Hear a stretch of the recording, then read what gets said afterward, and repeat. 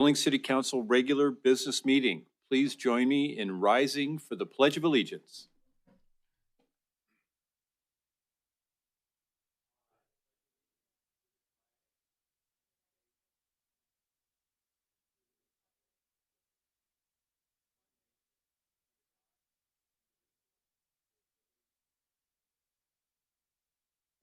Please remain standing for Councilmember Nicholson.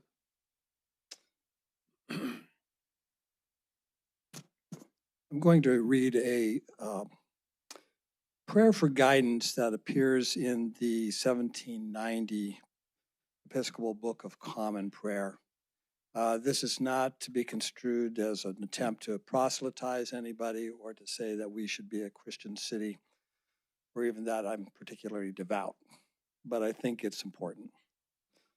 O God, by whom the meek are guided in judgment, and light rises up in darkness for the godly, grant us, in all our doubts and uncertainties, the grace to ask what thou wouldest have us do, that the spirit of wisdom may save us from all false choices, and that in thy light we may see light, and in thy straight path may not stumble. Through Jesus Christ our Lord. Amen.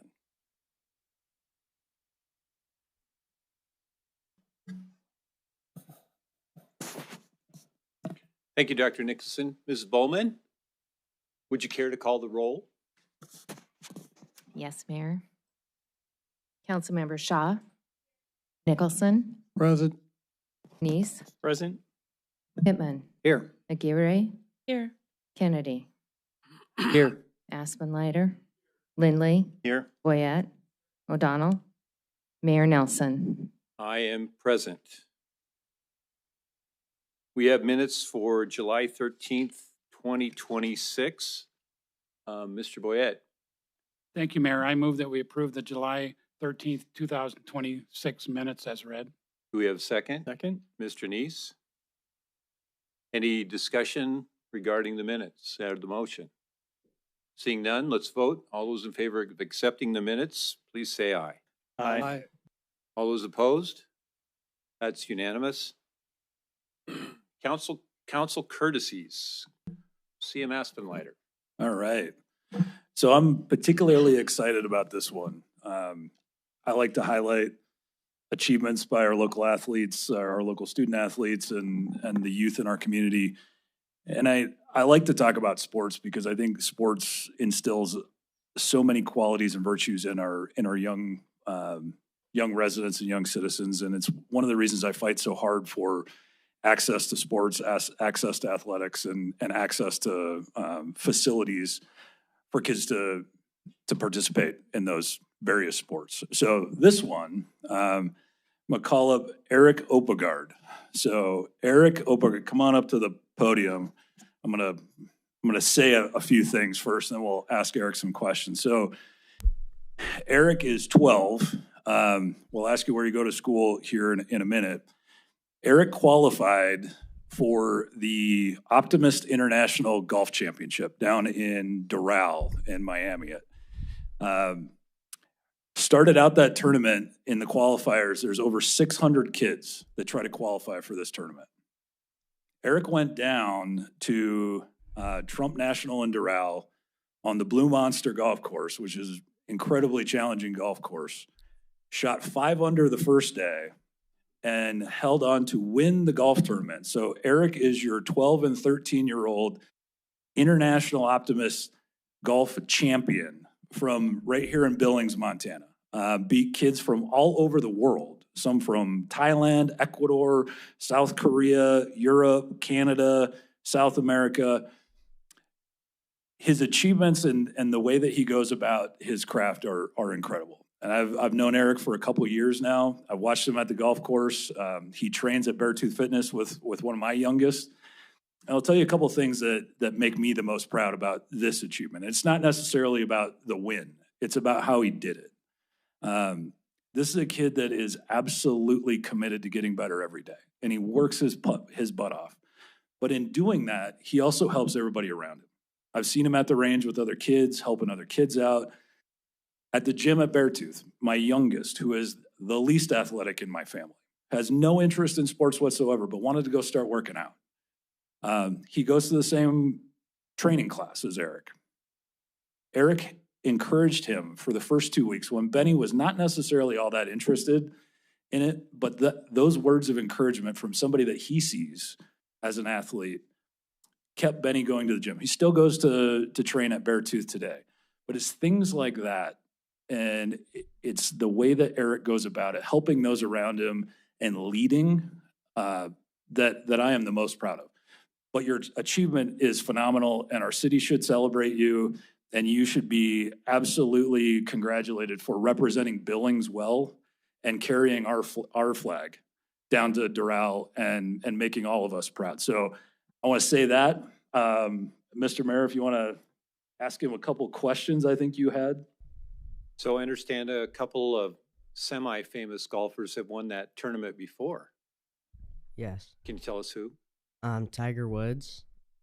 And I know like Jason Day and Scotty Scheffler have played in it. I don't know if they've won it or not. So you beat Scheffler and Pretty I much. mean, job. probably not, but But you could tomorrow, right? no, but So I won't put you on the spot. I'm sorry. Eric, where do you go to school? Ben Steele. Ben Steele Middle School. All right. And you've been playing golf for how long? About since I was 5, so like 7 years. All right. And I will tell you, I put my money on Eric in a 3-day golf tournament against any of the members of Highlands Golf Club where we play golf at, any of them, including his dad probably at this stage of the game. So Eric, you had a couple of things that you wanted to say. Oh yes. I just wanted to thank everyone in the golf world who's gotten me to the position that I've been able to play in tournaments like the Optimist. I also want to thank my parents for all the support they've given me through my golf journey so far. I also want to thank you guys for giving me the opportunity to come speak tonight. Thank you. Yeah. And so the golf pros from Highlands are here. We're going to ask everybody to come up and take a picture. So first of all, Eric, Cliff, and Lisa, you guys come up, and then we'll get the golf pros up here as well. But yeah, let's get a round of applause for Eric.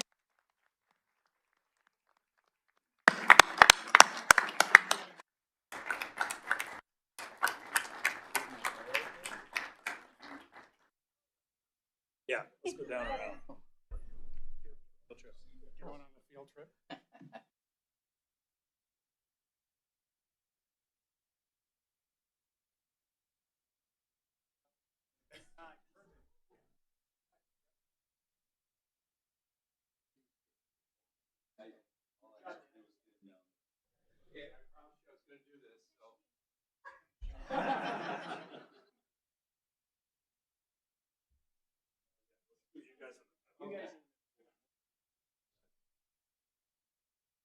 All right, a little tighter, a little tighter. One, two, three. 1, 2, 3.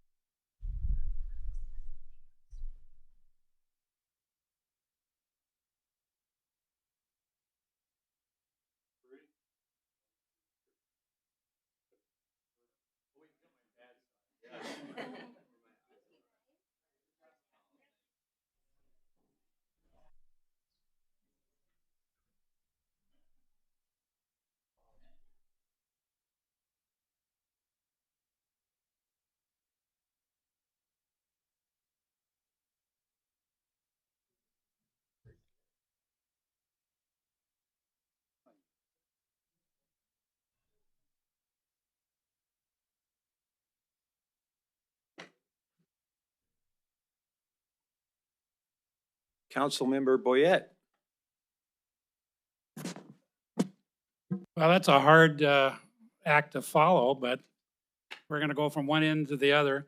A good friend of mine I've known for many, many years, deputy sheriff, cop, done everything under the sun, Sam Bofto. He's a director for the Youth Service Center, which I was on the board for many years. And I thought it'd be appropriate for you to tell us a little bit about what you do with children in Billings, Montana. Well, I want to thank you for following me up with after that. A little bit of a disappointment for me, but that kid's awesome. That's spectacular. My name is Sam Bofto. I am retired undersheriff from Yellowstone County, retired in 2024, and took over as director of youth services. And many of you may have not know what we do there. You hear a kid get arrested or go to youth services, you don't know about it.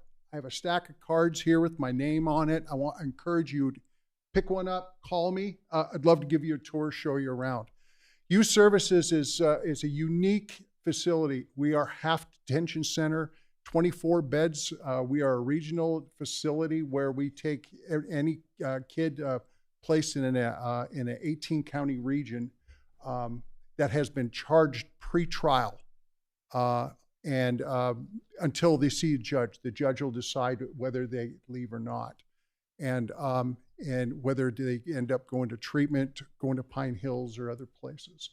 The other side is a shelter care operation. We're a 15-bed facility there where we take referrals from DFS, Juvenile Court Services, and more recently, in the past year, we've had a MOU with a Tumbleweed, where kids on the street, they don't have a place to go, a foster home situation that broke down, kids out of control that DFS wants to put place.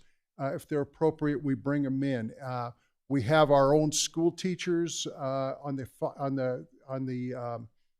shelter care side. We deal with the same schedule as School District 2. So in the summers, we do fun activities. We go take them to the Museum of the Rockies. We go to Lake Elmo. We do a lot of different things. I have 34 and a half FTEs. We run this 24/7. We will take kids, if they're in crisis. We do some good work, and I really encourage you to come down and take a look. On the detention side, we are both male and female, and we take any kid that's been arrested from the ages of 10 to the 18th birthday. 18th birthday, they'll be taken over to their county jail or YCDF, where they'll continue with their court case. Like I said before, I encourage you to come see me. I want to show that place off. We do some really good work. I've got an amazing staff that has got years of experience that do some good work. I'm open to any questions you may have. Thank you very much. So I'm familiar with about 3 years ago, my wife bought Walmart out of every tennis shoe they have. We threw it in the back of my car, took 2 trips, and delivered them over there and so I got a nice tour, and you do good work. Thank you. Thank you very much. Next,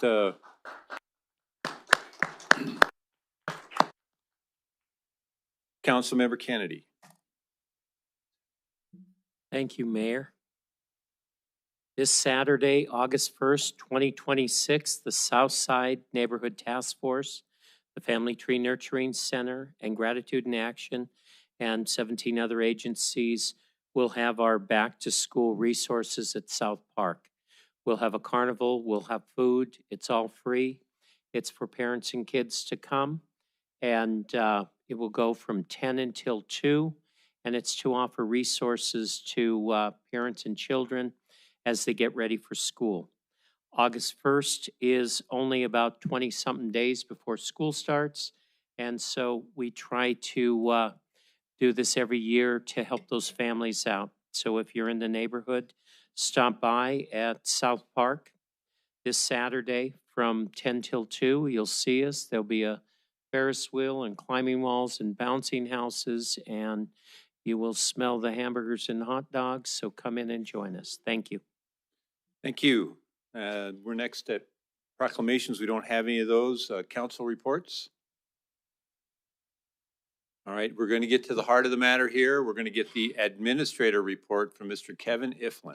Thanks, Mayor and Council. We have a few things for you tonight. Tomorrow at noon, we're meeting the new Public Works Director candidate, and it will be held in the EOC Center, which is directly across out those doors there on the 5th floor, and lunch will be provided for that. And council members may have received a letter or other communication from YVAS, Yellowstone Valley Animal Shelter. Because YVAS's attorney previously asked the city not to communicate directly with its board staff or donors regarding the incinerator incident, contract negotiations, or the RFP, please do not respond individually. Forward any communication to the city attorney's office so these matters can continue to be handled through the attorneys. The planning division would also like to alert the public to an email scam targeting planning applicants. Fraudulent emails posing as planning staff have been sent requesting payment by wire transfer or gift cards, that should be your tip-off, before any application can be processed. These requests are not from the city. If you receive a suspicious invoice or payment request, do not send payment. Instead, contact the planning division at 406-657-8247 to verify its legitimacy. Second to last, Juliet is now searching October dates for the council's photo. She will forward dates and times to each of you via email, and she's requesting your prompt responses so we can try to get that council photo lined out.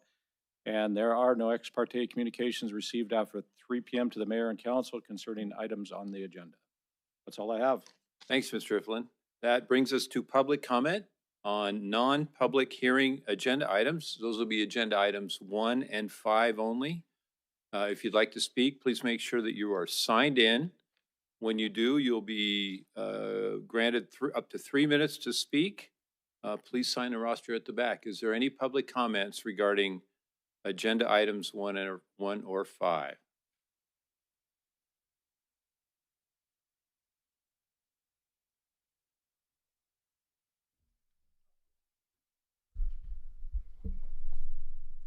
Well, this is familiar. Mayor Nelson and members of the Billings City Council, my name is Penny Ronning. I live in Ward 4, and because of the work I do, I never give my address out publicly. Earlier today, I provided each of you with a historical review documenting the creation, purpose, implementation, and work of the Citizen Police Advisory Board. Rather than repeat that history, I want to focus on what changed in Billings because of it. The Citizen Police Advisory Board began with a recognition that our community needed a better way to build trust between the Billings Police Department and the people it serves. That need did not arise overnight. In 2005, the To Protect and Serve report documented concerns about police-community relations and recommended greater citizen participation. Between 2012 and 2018, 12 people were killed in police officer-involved shootings in Billings. In 2018, the Associated Press reported that Billings had one of the highest per capita rates of fatal police shootings in the United States. Then came 2020. Like communities across America, Billings faced a choice. We could continue reacting to crisis, or we could change how government and the community work together. Billings chose the second path. Before the George Floyd demonstration, Chief St. John met with protest organizers to develop a plan that protected both public safety and the constitutional right to peacefully assemble. The demonstration remained peaceful during one of the most difficult moments in our nation's history. We did not stop there.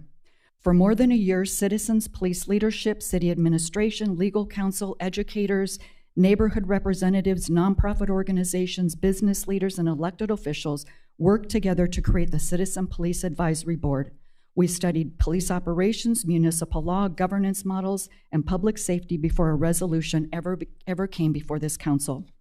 That process changed the culture of governance in Billings because it changed who was at the table. People who had rarely worked together on public safety became partners in shaping it. Instead of meeting only after tragedy or controversy, we met regularly to solve problems before they became a crisis. Instead of talking past one another, we learned from one another. Instead of governing through crisis, we governed through collaboration. The board strengthened community engagement, supported recruitment and retention, advanced crime prevention strategies, built partnerships, and brought community voices into public safety policy before problems became emergencies. No one can honestly claim that the Citizen Police Advisory Board alone caused the reduction in fatal officer-involved shootings that followed. Public safety is shaped by many factors. However, we should not ignore what the historical record shows. The board became part of a broader cultural shift that emphasized communication before conflict, collaboration before confrontation, and prevention through before crisis. During that same period, Billings experienced a dramatically different pattern of fatal officer-involved shootings than it had the previous decade. Before dismantling one of the institutions that helped shape the culture, we owe it to this community to fully understand its contributions. I respectfully ask you to remove this item from tonight's agenda, hold the public work session I understood was going to occur, and allow a complete public evaluation, including the forthcoming white paper, to become part of the legislative record. Strong public institutions are built through public trust, public participation, and years of deliberate work. They deserve to be evaluated with the same discipline, transparency, and public participation that made creation possible. Thank you. Thank you, Ms. Ronning.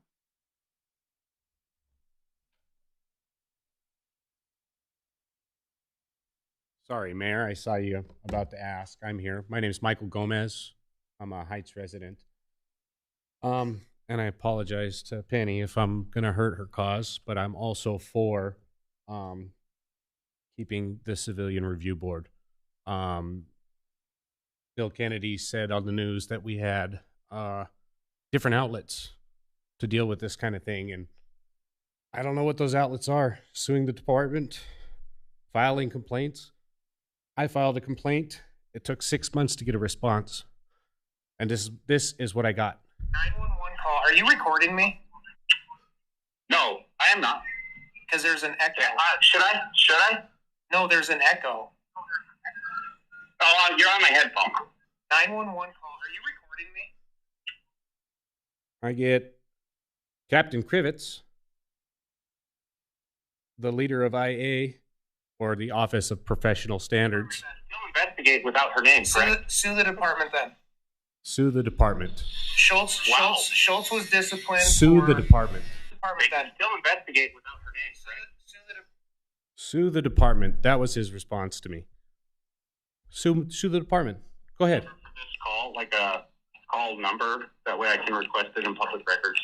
The specific complaint is the one that I sent you the letter on. That is what I'm looking at right now. Yeah. No, I know. Is there a way I can request recording for this call? No. I can't do a public records It's not being request. recorded? It is being recorded. Somehow I got it. So there's not a way that I can request that recording? No, it's an internal affairs investigation. Number for this call, like a call number. We need something more. We need something more. And the chief agrees. I mean, the chief and I agree on something. That's crazy, guys. We need to have this Civilian Review Board because it's better than the alternative of just shutting the door. And I want to commend Andrew, if I may, Mayor, the transparency. I saw your videos. I don't know how they came up on my feed, but I appreciate that. And I don't know if any of you guys do that. I haven't seen it. It's just scrolling, But I appreciate transparency because as a citizen of Billings, I want to hear what's going on because I was really upset. And then I heard you speak and I'm like, oh, okay, well, there's more to the story. I like to do my research before I go and bash people. Captain Krivitz thinks that it's okay to basically tell us to get effed.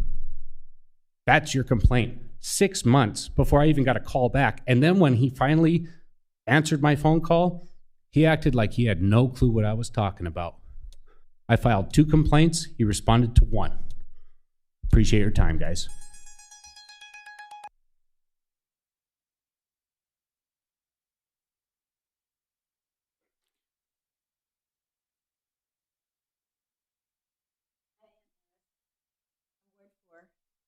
And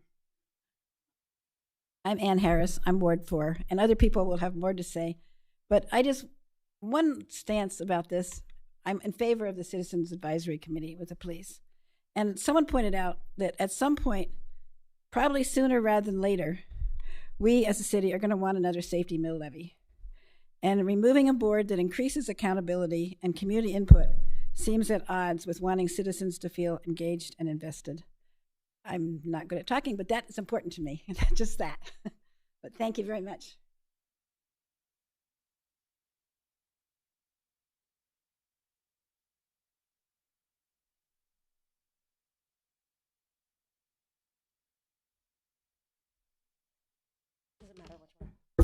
Okay. Hi, good evening. Let's go back to May 11th, where the... What's your name? Oh, Sonia Davis, Ward 1. May 11th, it's where the Council Operations Committee met and discussed boards. Yet another of many, many meetings on this issue. What's the word for that? Inefficiency?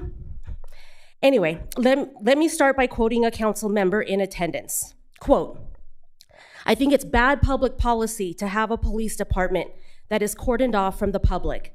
The public has to be able to access the police department. The police department needs to be held accountable, not just by the city council, but by the public in general. I think police are in a totally different category than any other department because abuse by a cop could be deadly, and they have the weight of the law behind them. We never want to be in a position where we appear to be keeping the activities of the police department separate and secret." And I agree with you, Mr. O'Donnell. Throughout this discussion process of reviewing boards, dissecting the Citizens Police Advisory Board specifically, it's clear that the issue comes down to expertise and efficiency. At that same operations meeting, Mr. Neese, you explained that a lot of departments have their own boards, that they have lots of people and experts on those boards to help them. On a Q2 story about this issue, Police Chief St. John said this about the board: "It's a mechanism to report activities to really draw on expertise that are outside of law enforcement." CM Kennedy was also quoted as saying, quote, "We are trying to make city government more efficient." At that operations meeting, I think most of you learned about the citizen complaint process for the first time, because most of you thought that it was a duty of the CPAB to some extent. City staffer Kevin Ifland explained that it is a duty of professional standards locally and at the state level. So let's talk about the purpose of the board. In the resolution renewal, this body affirmed, that Ms. Ronning spoke about, it specifically states the values of commitment to collaboration, stewardship, partnership, community engagement, crime prevention. Those things aren't always efficient, nor should they be. They deserve to have the time to speak about them. The last passage of that resolution states, quote, "The work of the board has not been completed, and it is in the best interest of the public to renew the board." Chief St. John on the board also said, "I think they do provide value to the citizens and the council." I was grateful to hear at that meeting so much concern from so many of you about the access to that information. Someone suggested making sure that there's proper advertising on the website, that people can use the process that is already in place. I just want to show you what happens when you try to use that process this afternoon. Can you see that? I'll let it play again. This is a screenshot, a screen recording of when I tried to access the complaint and commendation form on the city website. Thank you. Thank you.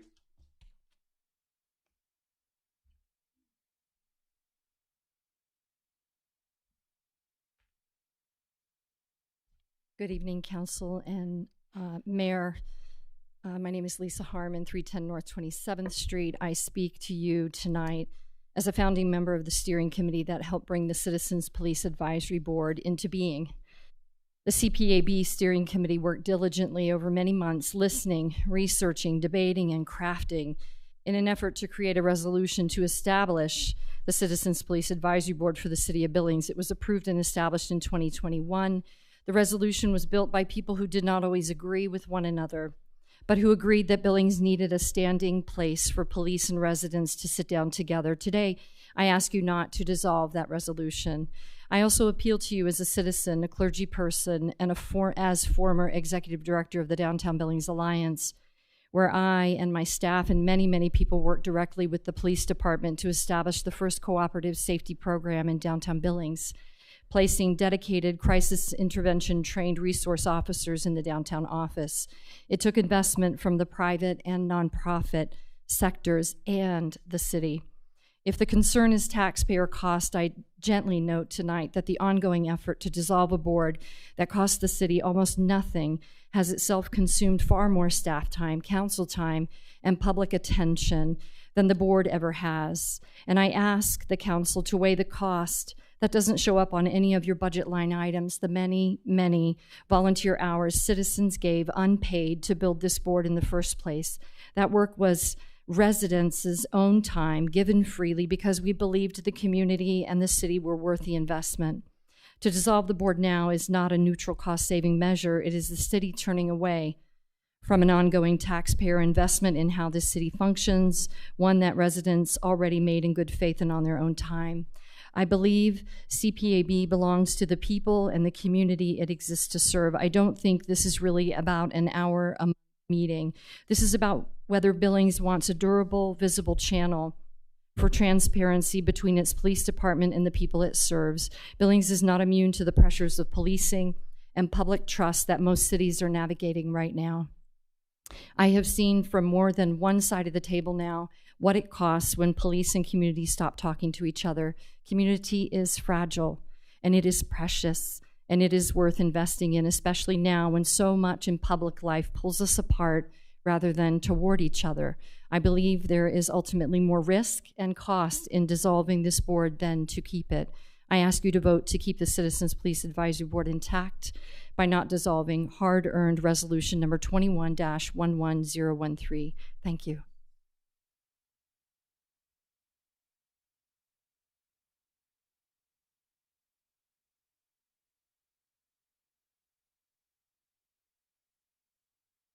Good evening, Mayor and council members. My name is Tucker Colvin. I live in the North Park neighborhood. I am urging you to keep the Citizens Police Advisory Board. It's an incredibly valuable part of our city government and our institutions.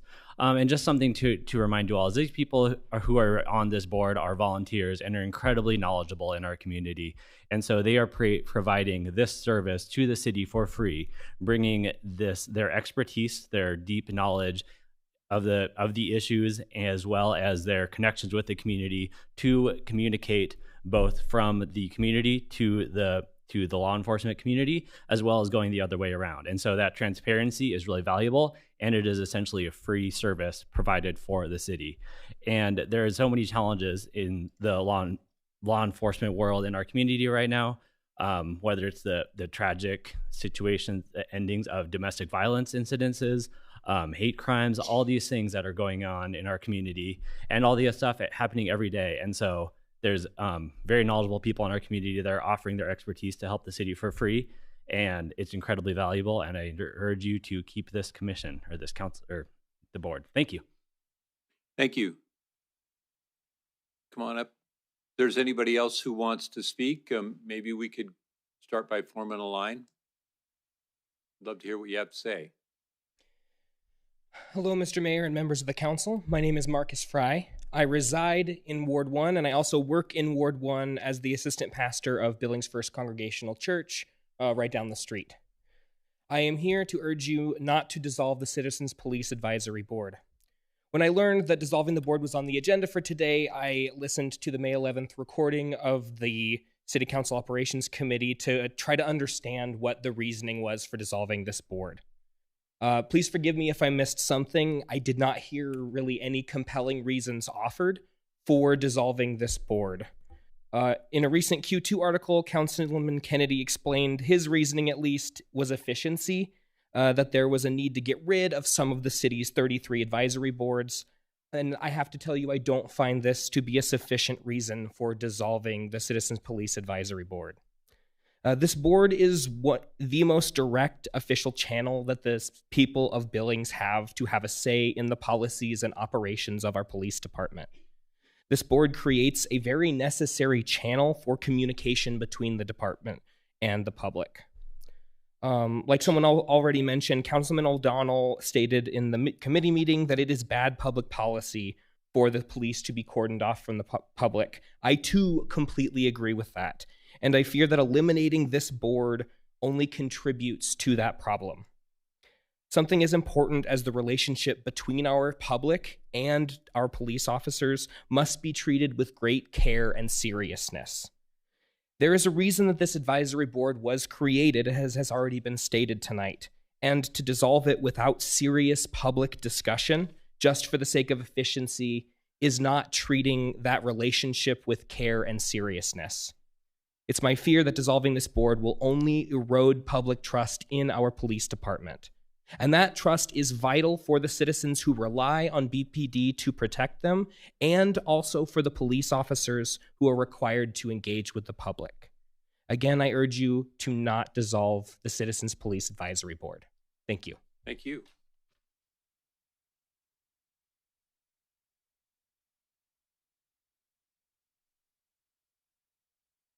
Good evening.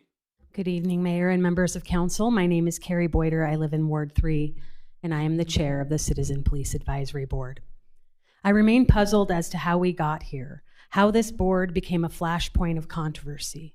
I do not understand why the city would be anything other than supportive of a board that has fostered a culture of communication, collaboration, and trust between the public and police. But as you consider whether to keep the Citizen Police Advisory Board or dissolve it, I felt it was important to provide some basic facts. 13 people in 8 years. That is the number of deadly police shootings in Billings between 2012 and 2020. When the community first began discussing the formation of a CPAB, the city was 9th in the nation for deadly police shootings on a per capita basis. And in the 6 years since the CPAB initiative was brought forward by Councilmember Penny Ronning, that number has decreased significantly from 13 to 2. Without any oversight authority whatsoever, and instead with the spirit of cooperation and partnership, this board has worked together with the BPD to change the culture within our community and the police force. The CPAB has been a small but meaningful gesture of transparency and accountability in the wake of the deaths of Edward Stump and Michael Brandon in 2012, Daniel Brawley and Jason Shaw in 2013, Richard Ramirez, John Marshall, and Kyle Killow in 2014, 2015, and 2016, Ryan Lowell, Frank Half Jr., and Preston Bell in 2017, Zachary Hoban and Sean Hubbard in 2018, and Coleman Stump in 2020. These deaths were a catalyst for positive change. And because of this, we have been able to build a meaningful relationship between the public and the Billings Police Department. And curbing the number of deadly police shootings is not the only change brought about by this board. In the summer of 2023, after a string of gun violence involving youth, while City Council pondered what to do, it was our board that took the initiative to create the Community Safety Campaign, giving the public 5 concrete ways that they can actively get involved to help make our community safer. This cost the city and taxpayers less than $100 to implement. Similarly, with regard to domestic violence, one of the first things our board did was appoint a liaison to the Family Justice Center. Since then, that member of our board, who is a survivor of domestic violence herself, has walked alongside the FJC every step of the way as a member of the Voices Committee. Again, the solution has cost the city nothing. Each member of the CPAB brings their own blend of diverse life experiences, skills, and expertise. We are an asset, not a burden. At a time when this city continues to lose women far too regularly to domestic violence, in the days immediately following the death of yet another one of our kids to deadly gun violence, and as this city embarks on the search for a new police chief for the first time in decades, I suggest that now is not the time to push aside citizen engagement. Because of our work, the city went from making national headlines for deadly police shootings to becoming a leading example of what effective partnership looks like when police and citizens work together. You have a proven and effective tool before you tonight, and we have the opportunity to use this board to bring about more community-driven solutions that address domestic violence, Thank you, Ms. sexual Boyer. assault, youth violence, and suicide. I respectfully request you to vote to keep the Citizen Police Advisory Board intact and working toward the benefit of the city and our community. Thank you for your Ms. time. Boyer. Thank you. Further comment? Any other public comment? Seeing none, we'll close that part of our meeting and move to our consent agenda. Do we have any separations, Mr. Aspenleiter? Thank you, Mr. Mayor. I'll separate items 1G, H, I, and J for purposes of recusal. My firm represents the applicant on those.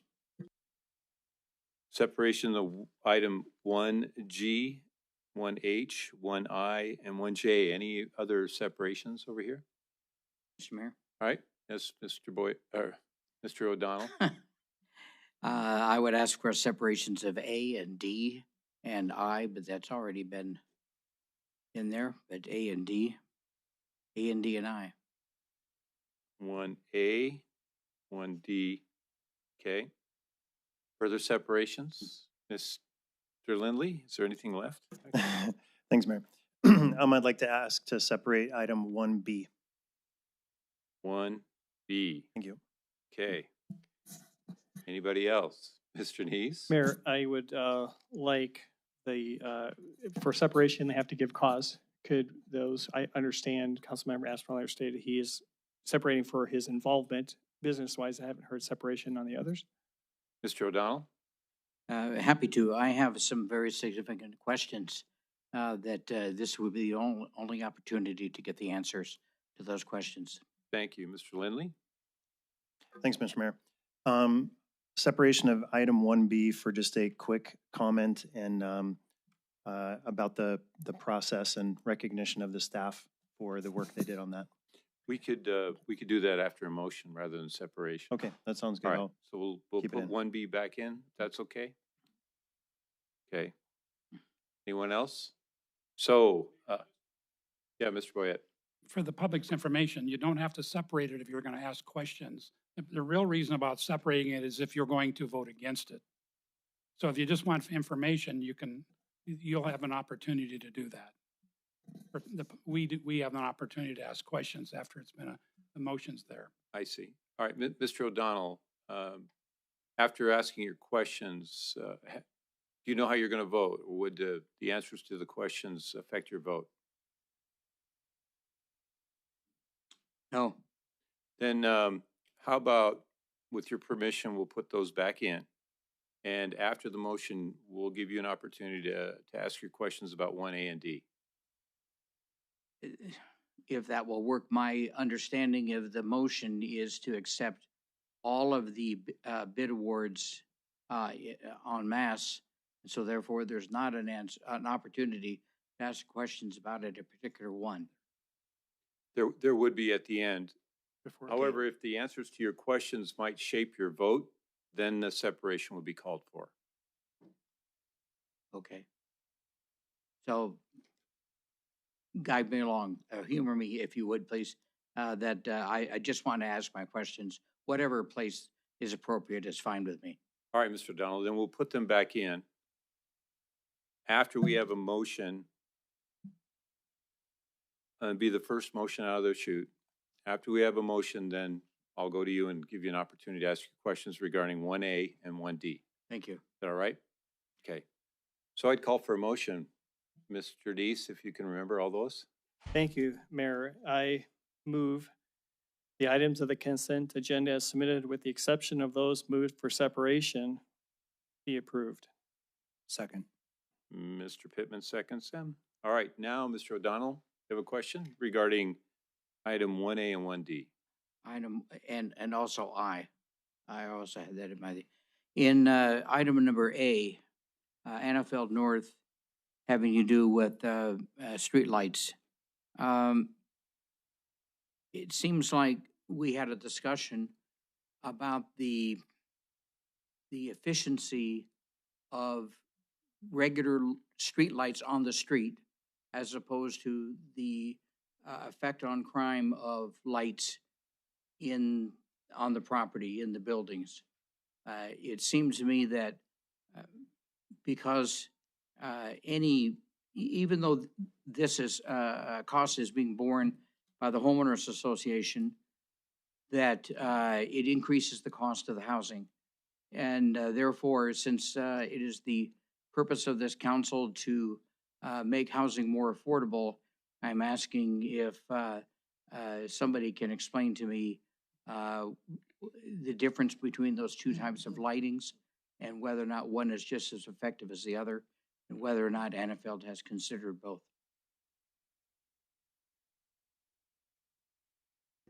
Mr. Mayor, if I may. Yeah, go ahead, Mr. Aspenline. So I'll attempt to tackle this one because I don't know that it's necessarily a staff question. Sure. This was a resolution passed. This is just a bid allowance. The SID was approved by this council already. So there's no putting this genie back in the bottle at this stage of the game. This is probably not the right time to have a conversation about whether we should have street lighting or not. That probably should be something that we talk about in a work session. I can promise you this developer who has built a big community on this off of Elysian Road knows exactly what he's doing and exactly how this works and has looked at every opportunity to make this as affordable as possible. The reality is street lighting costs money, and that is in conflict with affordable housing. And that's a conversation we probably need to have again as a policy body, but this is not the time to have that one as we're awarding a contract to build the street lighting. Thank you. Any other questions, Mr. O'Donnell? Not on A. Okie doke. Let's see. Mr. Lindley, you have a question regarding 1B. Yeah, thank you, Mr. Mayor. And not really a question, I just wanted to make a quick comment. This obviously, if you look at the detail, is a contract worth over $1 million for payroll software for the city, which is a significant investment. However, I just want to point out and just give kudos to the team from the city, both from the HR and the technology department on this. This solution that they chose is widely regarded as the best solution nationwide for payroll, period. Very important we have a good solution when you look at the number of union contracts and everything else that the city has to deal with. But through the negotiation process, we were able to get, or the staff was able to get the bid reduced by 48% from the initial bid that was presented. So great work on behalf of, I would just like to say thank you from the council and on behalf of the taxpayers to make sure that we're paying the least amount that we possibly can. Thanks. Thank you, Mr. Lindley. Any other comment regarding the motion? Mr. O'Donnell. I now need to go to item D. Item D. Yes, sir. In item D is talking about the Grand Avenue reconstruction project. The cost, the information that we have is that the total cost of the project is $25.2 million. That includes design and construction. But it also points out that there is $33.8 million in federal grant money that is available. It goes on to say that the difference between the 25 million and the 33 million is for cost overruns. Well, that's a hell of a lot of overruns, $8 million. And going back on the comments that I made when this was proposed earlier, is that I would like to see, and I think it makes a great amount of financial sense for the city to build the Grand Avenue out to the 2 lanes in each direction, as it will eventually need to be, instead of having this current plan where it's a 1 lane in each direction with islands and crosswalks and all the rest of that type of stuff. But so I wanted to say that my question is, why go with 25 when you have $33 million to spend? I think Laura and Mac are coming up to answer that. Welcome, you two. Good evening, Mayor and Council. Councilmember O'Donnell, thank you for our chance to explain this. This project is not even really in preliminary design yet. We don't know what the roadway is going to look like. We don't know the cost of right-of-way. We don't know the cost of utilities, those types of things. So when Public Works worked with MDT to develop this budget for this project moving forward, it was recommended that we included that increase in funding to cover that inflation and cost overrun, just because there's so many unknowns, because we haven't gotten into design yet. So this was negotiated back and forth between MAC and MDT to develop that agreement. So, a question on that. Is the 25.2 plus the 33.8 is available for the whole project? The total thank you. The total project cost is estimated at 33 million. So that difference between the 33 and the 25 is a 33% cost for inflation and any overruns. Okay. Yeah, I might just follow up on with Laura's comment there, Councilmember O'Donnell, Mayor and Council. So at this point in time, we're essentially at, I'm going to say, like 2% design, because we've thought about this, but there's all sorts of unknowns at this point. And when we have unknowns, we call those risks, and we try to assign values to those risks. So the project budget, as we see the project right now, is 25 million. The available funding right now is 33 million. So you're saying, okay, what's the delta? Well, some of the risks that Laura mentioned are things like inflation. We have significant right-of-way negotiations to obtain property from adjacent landowners. Some of those might be straightforward. Some of those could get all the way to condemnation. When you have things like condemnation, those tend to delay the project. There's inflation there. We also have, if you've driven down Grand Avenue, there's what I call big power lines. There's quite a big one on the one side. We also have two utility companies with the power lines. So we assign to that risk a cost. And so that is when you start to add up those parts, that is the reason for the delta at this point. Thank you. Good explanations, but my concern is, as always, is that the city get the most money for its dollar, not have to do stuff over again, because the design, the demand on the road has increased. So, thank you. Thank you. Thank you, Mr. O'Donnell. Further questions or discussions regarding the issue at hand? When we get to I, we'll ask him. He'll get his chance. Okay. Seeing none, let's move to a vote. All those in favor of the motion before us? I wanted to address number I. We don't have a motion on the floor regarding apologize. letter I yet. That's in the separated stuff. That'll be next. Okay. Okay. Are we good? Mm-hmm. All right. All those in favor of the motion, please indicate by saying aye. Aye. All those opposed, please say no. Motion passes unanimously. That moves us to Councilmember Aspenlighter recusing himself. not on this. Oh, I'm sorry. Yeah. I apologize. I will get with the program. Too many Mike and Ikes. All right, now we're going to move on to items 1G, H, I, and J.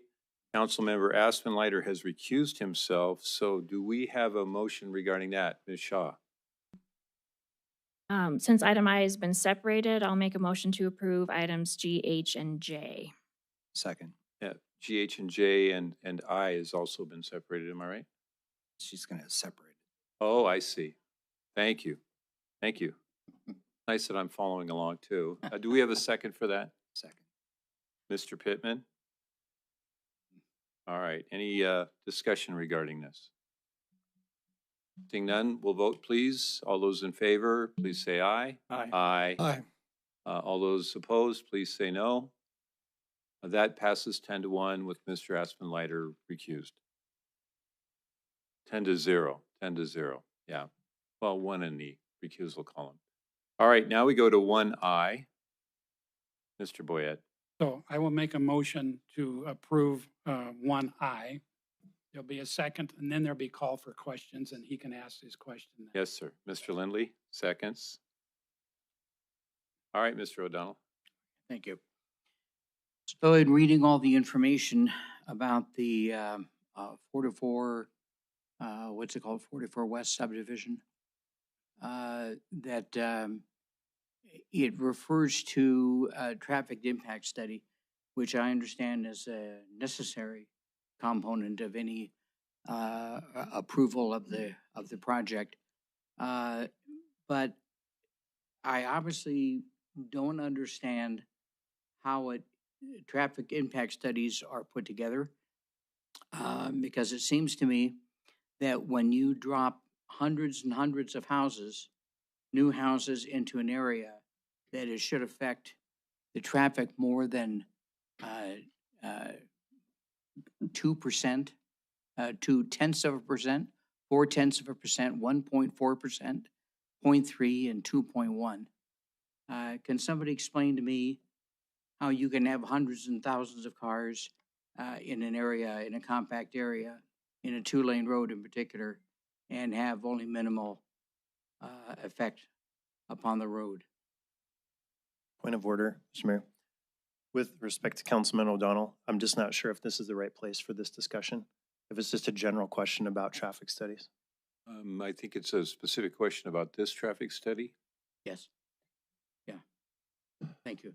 It's close, but I'll allow it. Do we have a member of staff who can address that?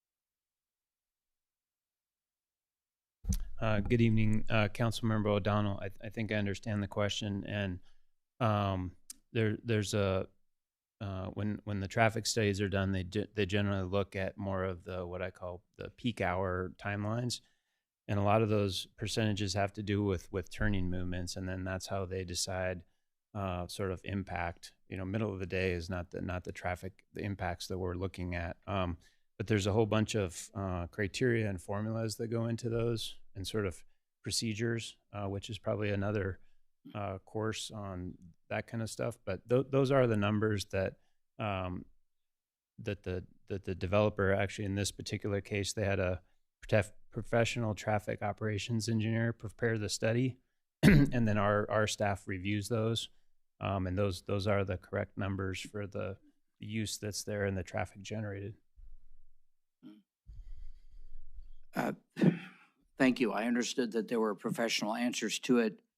It still makes absolutely no sense to me why something can have that thousands of homes have a minimal effect upon traffic on a 2-lane road. So thank you. Thank you. Any other conversation or questions regarding the motion? Mr. Friday?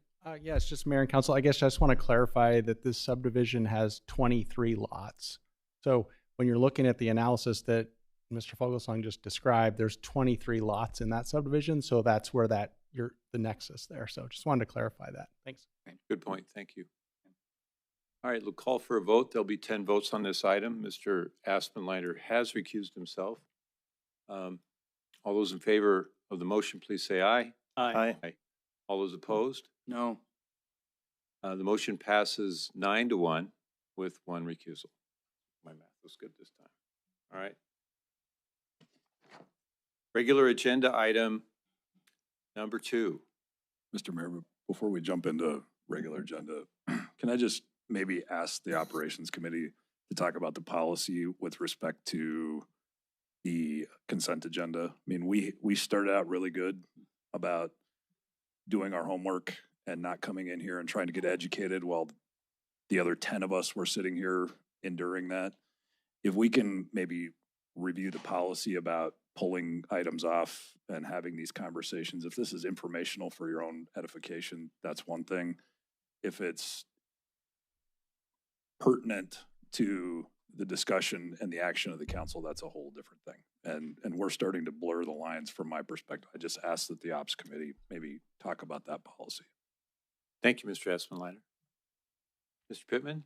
I'm going to ask for the council's indulgence. I forgot to point out item F. Usually Councilman Boyette catches these, but it was a donation of $171,000 to the South Park pool. Go for it. And so I don't know if one of the Ward 1 would like to take it, but it's important when we acknowledge that people give the city money, and this is a great donation to the Southside pool. So I just wanted to make that notation. It's a pool for everyone, not just Ward 1. So we'll take your congratulations.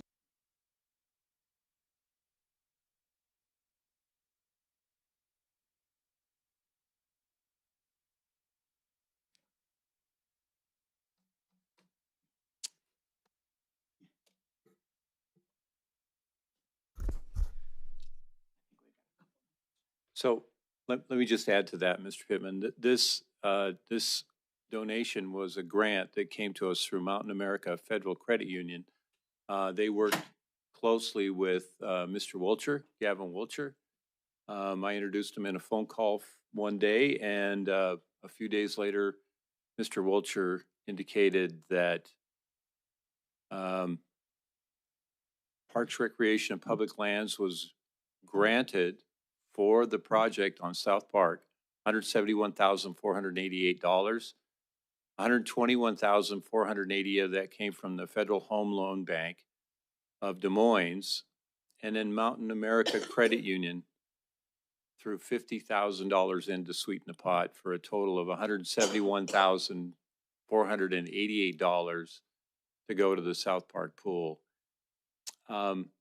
It's a first of what I hope to be a lot of public outpouring for the development of that beautiful park, South Park. I spent the Saturday there last week, and it was and still is one of the gems of our park system. So thank you to our new business in Billings, Mountain America Federal Credit Union. Thank you for indulging me. Mr. Boyette. So you were gone, but I got to go to the Mountain America Federal Credit Union, where they gave a scholarship to a student from Central Catholic High School who had a 4.0 to go to Montana Tech. That was one of their first grants that they had granted, and they're going to continue to do that every year from now on. So more applaud to them. You bet. Absolutely. Okay. I think now we're ready.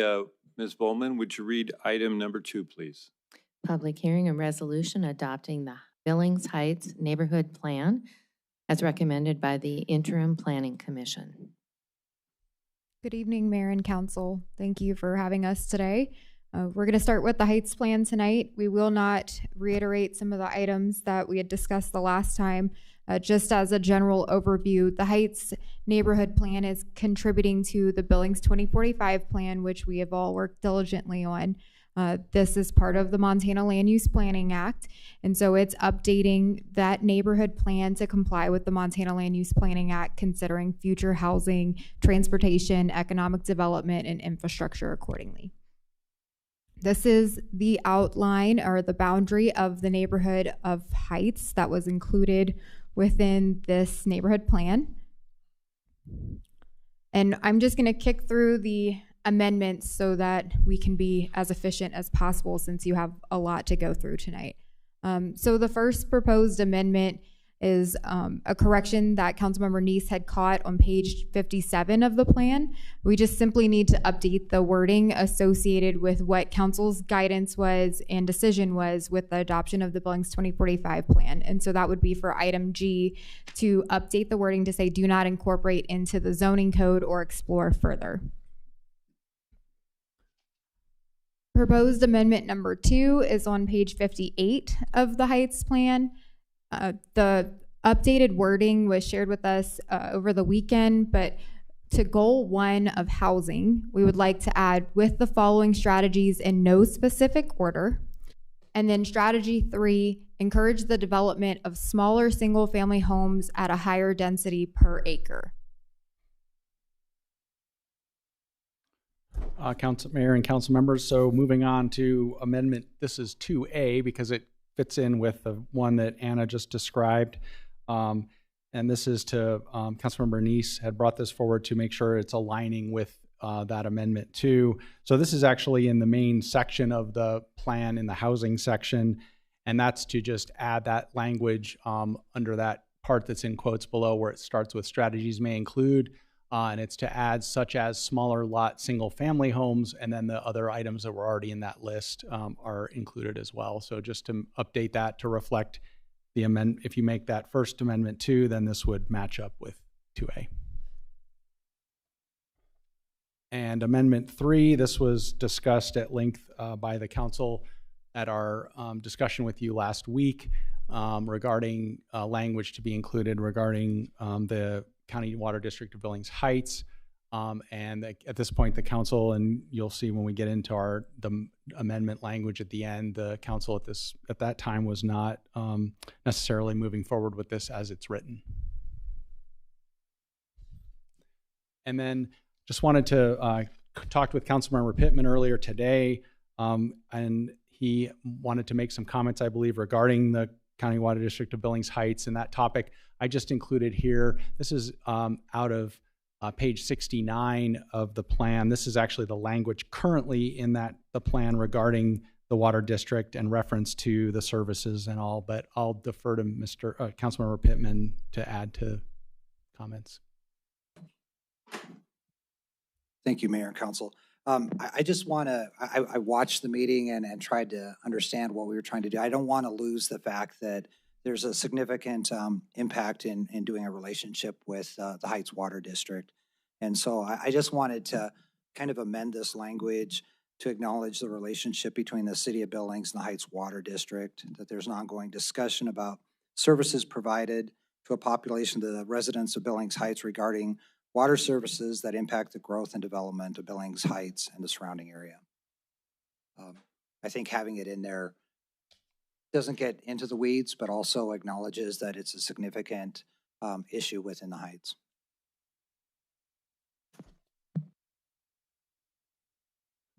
Then proposed amendment amendment 4 from page 129 of the plan.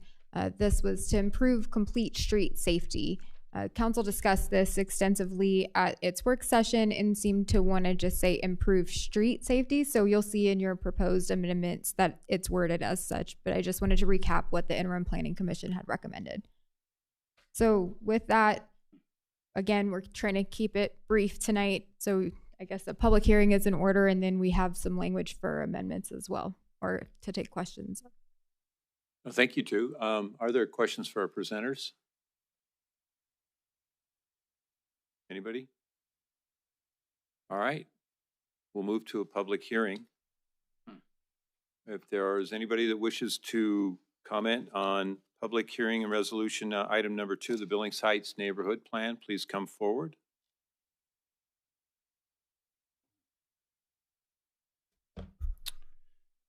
Good evening, Mayor and City Council members. My name is Jeff Kettleson. I live in the 5th Ward.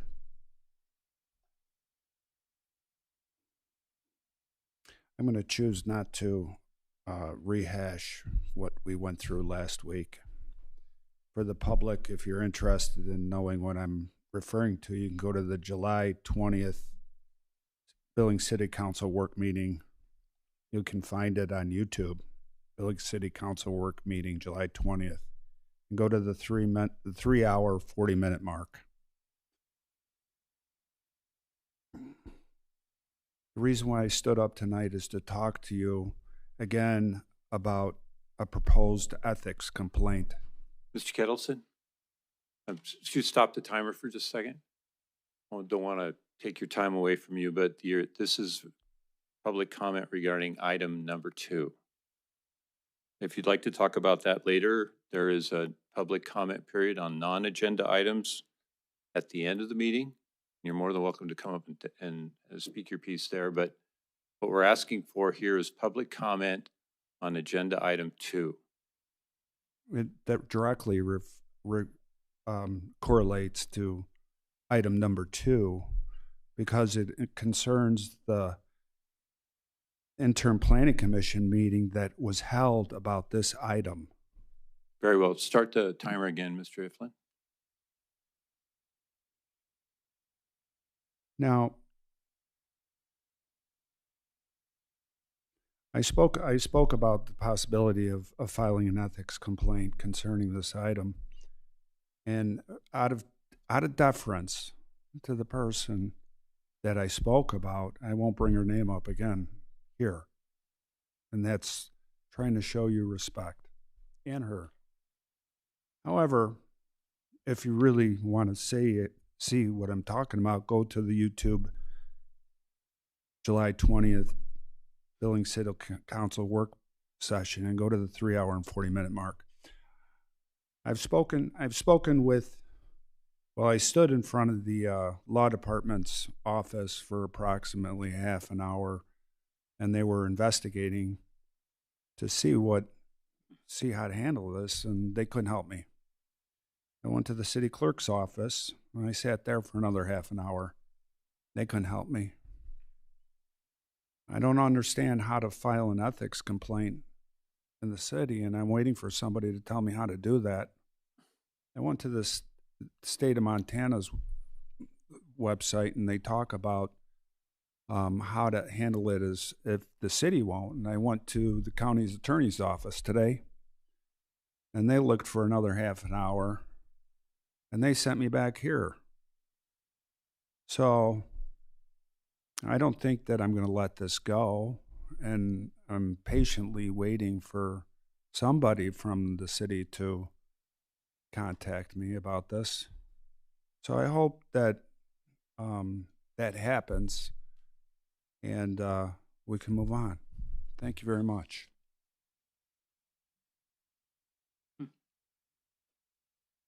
Any other comment about the Billings Heights neighborhood plan? Seeing none, I'll close the public hearing period and we'll move to a motion. Mr. Neese. I'm going to open it up with a first motion, and then we can make the amendments. Is that? Oh, I can put up the amendments if you'd prefer. Right. I think we need to make a base motion first, and then we'll do the amendments. Is that how we want to do it? Sure. That's what I was going to do. 1 second. Could you scroll forward? There's a suggested motion here. Well, we actually have multiple motions for those amendments that you're considering. So, and then at the end is the larger motion. But yeah. So depending on how you want to proceed, if you want to do an initial motion and then do the amendments. Mr. Mayor, can I offer? I mean, the amendments are presented. We've read them. Can we move to approve this with the amendments in one fell swoop?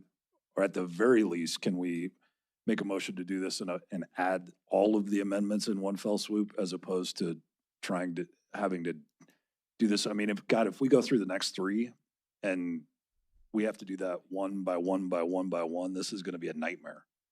They're all written out in front of us. I'll follow the staff's direction on. Hold on just a second here. How about we do we treat it like we treated the consent? We'll do a motion.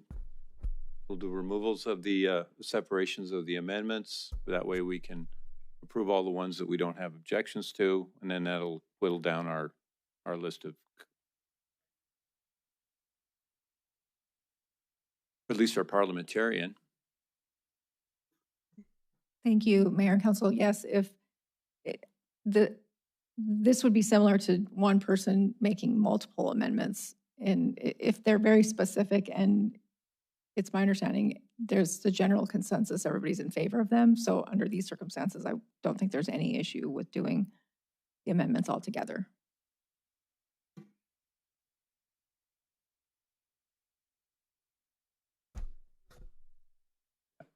All right, so let's wait till we get to a motion then, and we'll ask for separations. Go ahead, Mr. Neese. Okay, I move to amend the Billings Heights neighborhood plan. I'm gonna read all these. Okay. Do you want to just go to the? We had these as individuals, so if you're doing the amendments, I think you would just motion. Gina, is it just motion with all amendments included? All the amendments presented tonight. As presented by staff. As presented tonight by the staff. That works. I'm looking at Denise to make sure she got that. Okay, thank you. Do we have a second? Second. I'll do this the easy way and go to our amendments that we showed you that we all kind of had consensus on, maybe. Is everyone okay with proposed amendment 1? Okay. With proposed amendment 2? Seeing heads nodding, just for those following online. Proposed amendment 2A. Proposed amendment 3. Are we substituting that with Councilmember Pittman's proposed amendment?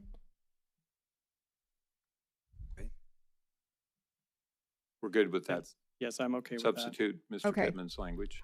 So that's the way we understood it as well. And then proposed amendment 4, this one's proposed to just say improve street. That was the way staff has it understood as well. It's the one we need to talk about. Go ahead, Mr. Nicholson. It is the policy at the present time that Billings has complete streets, and that is the checklist we use to ensure safety. Complete streets isn't about necessarily bicycle lanes or sidewalks or anything. It's about safety. Our complete streets policy has been a very quiet but big success. I had 5 years worth of data of accidents in Billings. I could find one bicycle death. You compare that to for the whole state, it's where the state sees 2 bicycle deaths per 100,000 people per year, and we've seen 1 in 5 years. That's an order of magnitude safer. It's hard to find pedestrian deaths. In other communities, when they talk about street safety, they're talking about pedestrian deaths. We do have a problem with motor vehicle deaths, and we need to work on that. But this is sort of like when we say we have a culture of safety, it's sort of like I'm not getting wet because I have an umbrella over my head. Maybe complete streets, the phrase sounds woke or something, but basically what it is a checklist when we design streets to make sure the streets are safe. There's nothing in the policy that requires every street to have every kind of accommodation for bicyclists, pedestrians, whatever. But it does give us a systematic way to assess streets for safety. And another thing about complete streets is not about trails. Complete streets is about streets and safety. So I oppose this amendment. I think that the Heights deserves to have as much safety as the rest of Billings. Are you offering an amendment to the original motion then? No, I'm opposing this amendment 4. I see. Okay. Mr. Neese? Mayor, if the council wishes, I think Council Member Nicholson, thank you, has the right to separate something that is not separate, and I would with the permission of the second, I would remove item amendment 4, and then we could have a separate vote on that. Mr. Pittman? I agree. All right, so amendment number 4 has been separated. Okay. That's all of the amendments. That's all of the amendments. Okay, so shall we discuss and vote on the original motion, which is to approve with all amendments accepting Amendment 4? Any further discussion to that? All right, we'll move to a vote then. All those in favor, please say aye. Aye. All those opposed, please say no. That passes 11-0. All right. Go ahead, Mr. Neese. Mayor, I think with the permission of Councilmember Shaw, she's the one who actually came up with this idea. If she would like to make the motion for this change, I would second that. Thank you. I appreciate that. I would be happy to. As much as I agree with a lot of Councilmember Nicholson's comments, I'm not going to get hung up over one word. I think it is clearer to all of us what we're trying to do with street safety, and so I would move to approve it as staff recommended, eliminating the word complete. Mr. O'Donnell seconds. All right, discussion regarding the motion. Seeing none, we'll move to a vote.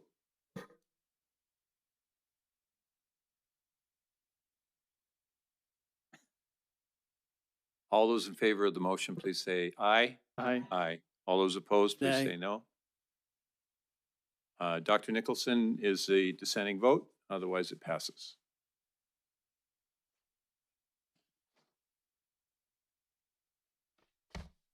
Yes, we did. All right, public hearing and resolution. Ms. Bowman, item 3. Public hearing a resolution adopting the West Billings Neighborhood Plan as recommended by the Interim Planning Commission. Yes, Councilman Boyd. Yeah, I just want to make sure that we just voted on amendments, but did we actually have a vote to adopt the plan with the amendments? Yes, we did. Oh, we did. That was the original motion. Okay, got it. Yeah. Thanks. But thanks for checking, because for a minute there I had to think. Item number 3. Mayor and Council, West Billings Neighborhood Plan is a plan that contributes to the Billings 2045 plan. It is neighborhood specific. It updates the 2001 West Billings Neighborhood Plan and the 2016 West End Multimodal Plan. This plan is under the Yellowstone County jurisdiction as well as the City of Billings jurisdiction. It includes a little bit more in-depth traffic analysis than the rest of the plans do, due to the MPO component and updating the multimodal plan. On your screen, you see the West Billings plan boundary as well as the transportation boundary that is associated with the plan. The guiding principles are land use, community vitality, natural and recreational areas, transportation networks. So they're pretty much what you've all heard before in your prior work sessions. I'm not going to elaborate, but we did want to say thank you to everyone that participated in this plan and to the West End Neighborhood Task Force, who is vital to getting this plan out to the public. With that, I'll leave it for questions. Any questions for our presenters? None whatsoever. All right, that's great. Then we will move to a public hearing regarding the West End Neighborhood Plan. Excuse me. Is there any public comment regarding the West End Plan?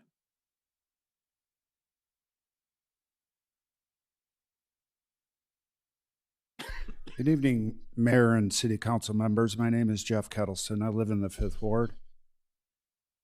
The plan before you tonight is approximately 7,000 new houses that will be coming into the West End neighborhood. The City of Billings doesn't charge impact fees. City of Billings charges system development fees. According to the state of Montana, impact fees can be charged for sewer, stormwater, capital improvements, police and fire services, roads, water systems, and other public services for capital improvements. One of the council members here was trying to tell me that we charge enough. And then on the other hand, he tells me, well, we're looking at impact fees for sewer and stormwater next week because we made a deal last year. We're going to look at it. So what that tells me is we don't have impact fees, but we're going to look at a small portion of it. You know, we're not going to look at the big portion. Apparently, Councilmember Neese is going to look into that area this week.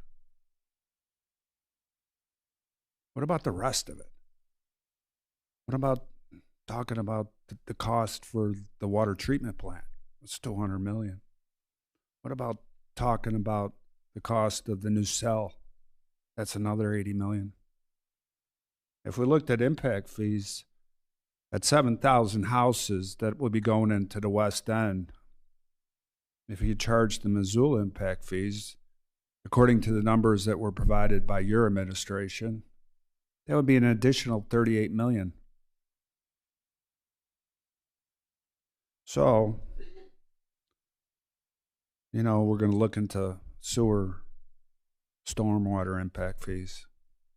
They're going to give you a little bit, and they're going to tell you that you got impact fees now. but they're going to hide all the rest of it. So the special interests, the home builders, infrastructure companies. Well, let's not forget about the realtors. The more houses we can sell, that's good business. You're getting screwed out in the Heights. You're getting screwed in the city. Impact fees. Go for the whole 9 yards. Thank you.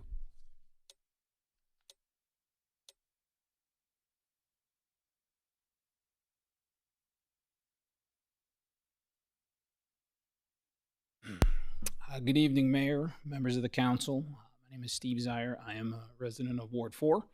I am also the chair of the West End Task Force. I would ask for you to adopt this plan as presented to you. This was a lengthy effort with a lot of moving parts and a lot of parties. I'd like to call out Wyeth and Anna and Laura, members of the Planning and Community Services Department, who made an extraordinary effort to get this completed and across the finish line. I'd also like to point out Howard.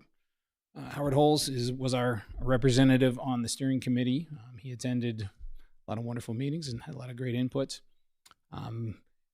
You'll hear it perhaps later in the Billings 2045 discussion, but they dub it the Montana Miracle, the Montana Land Use Planning Act, which was adopted in 2023.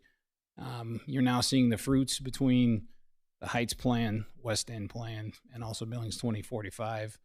These are significant regulatory successes for this community, and I think it's worth a special note that this will have an impact on the future of this community. Thank you.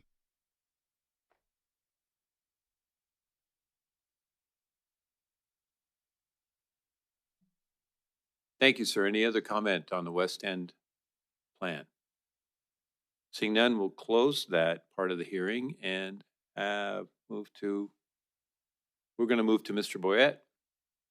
One of the people who started 2 years ago or 3 years ago or 10 years ago on this project, Howard was there, everyone was there. So one of the things I thought was this was a great deal. So I want to make a motion, having conducted a public hearing, considered written and spoken public testimony. I move to approve a resolution adopting the West Billings Neighborhood Plan as recommended by the Interim Planning Commission. Mr. Lindley? Mr. Lindley Second. seconds. All right, any discussion regarding the motion? Mr. Neese? Thank you, Mayor. I'm sorry I did fail. I appreciate Mr. Zier coming up and talking about the efforts of the planning department, Anna and Wyeth. We saw the same work that they did out there in the Heights. I'm sorry I'm talking about the Heights during the West End plan, but I failed to do that during the West End plan. They did such a terrific job, and their staff, it was really engaging, very helpful. And so again, I just want to thank you so much, and thank your staff, please, for what you guys did in helping develop this plan. Thank you, Mr. Neese. Any other discussion? Hi, Ms. Shaw. Hi, so I'm going to speak to the motion in favor of it, but I'm going to talk a little bit about the purpose of the plan, which is for obviously planning for development and massive development on the West End. The question of how we pay for that keeps getting brought up about impact fees. I think we are trying to, as much as we can, have a dialogue with the community about how that actually works in the city, how it works right now, what we have in place, what might be coming forward. But I just want people out there to understand that these are actually two separate discussions, and that it's important to have a plan in place before you can really dive into the second piece of it, because we have to have some idea of what kind of development we're looking at. So I just thought that was an important comment to make tonight. Thanks. I agree. Great point. Any other conversation or discussion regarding the motion? Seeing none, I'll ask for a vote. All of those in favor, please say aye. Aye. Aye. All those opposed, please say no. Motion carries unanimously. All right, council, it's 6:59. We're scheduled for a break at 7. Is it okay if we stop a little early? All right, 10-minute break.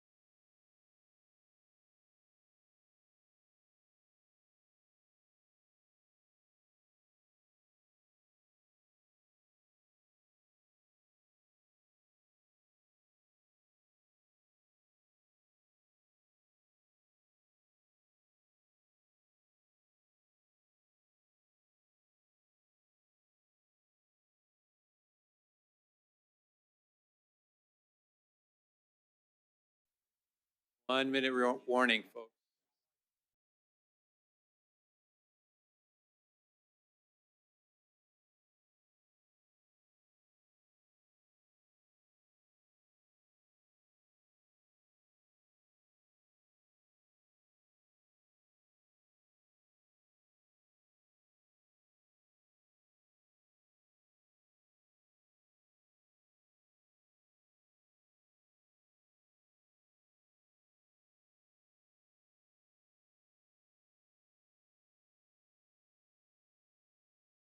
All right.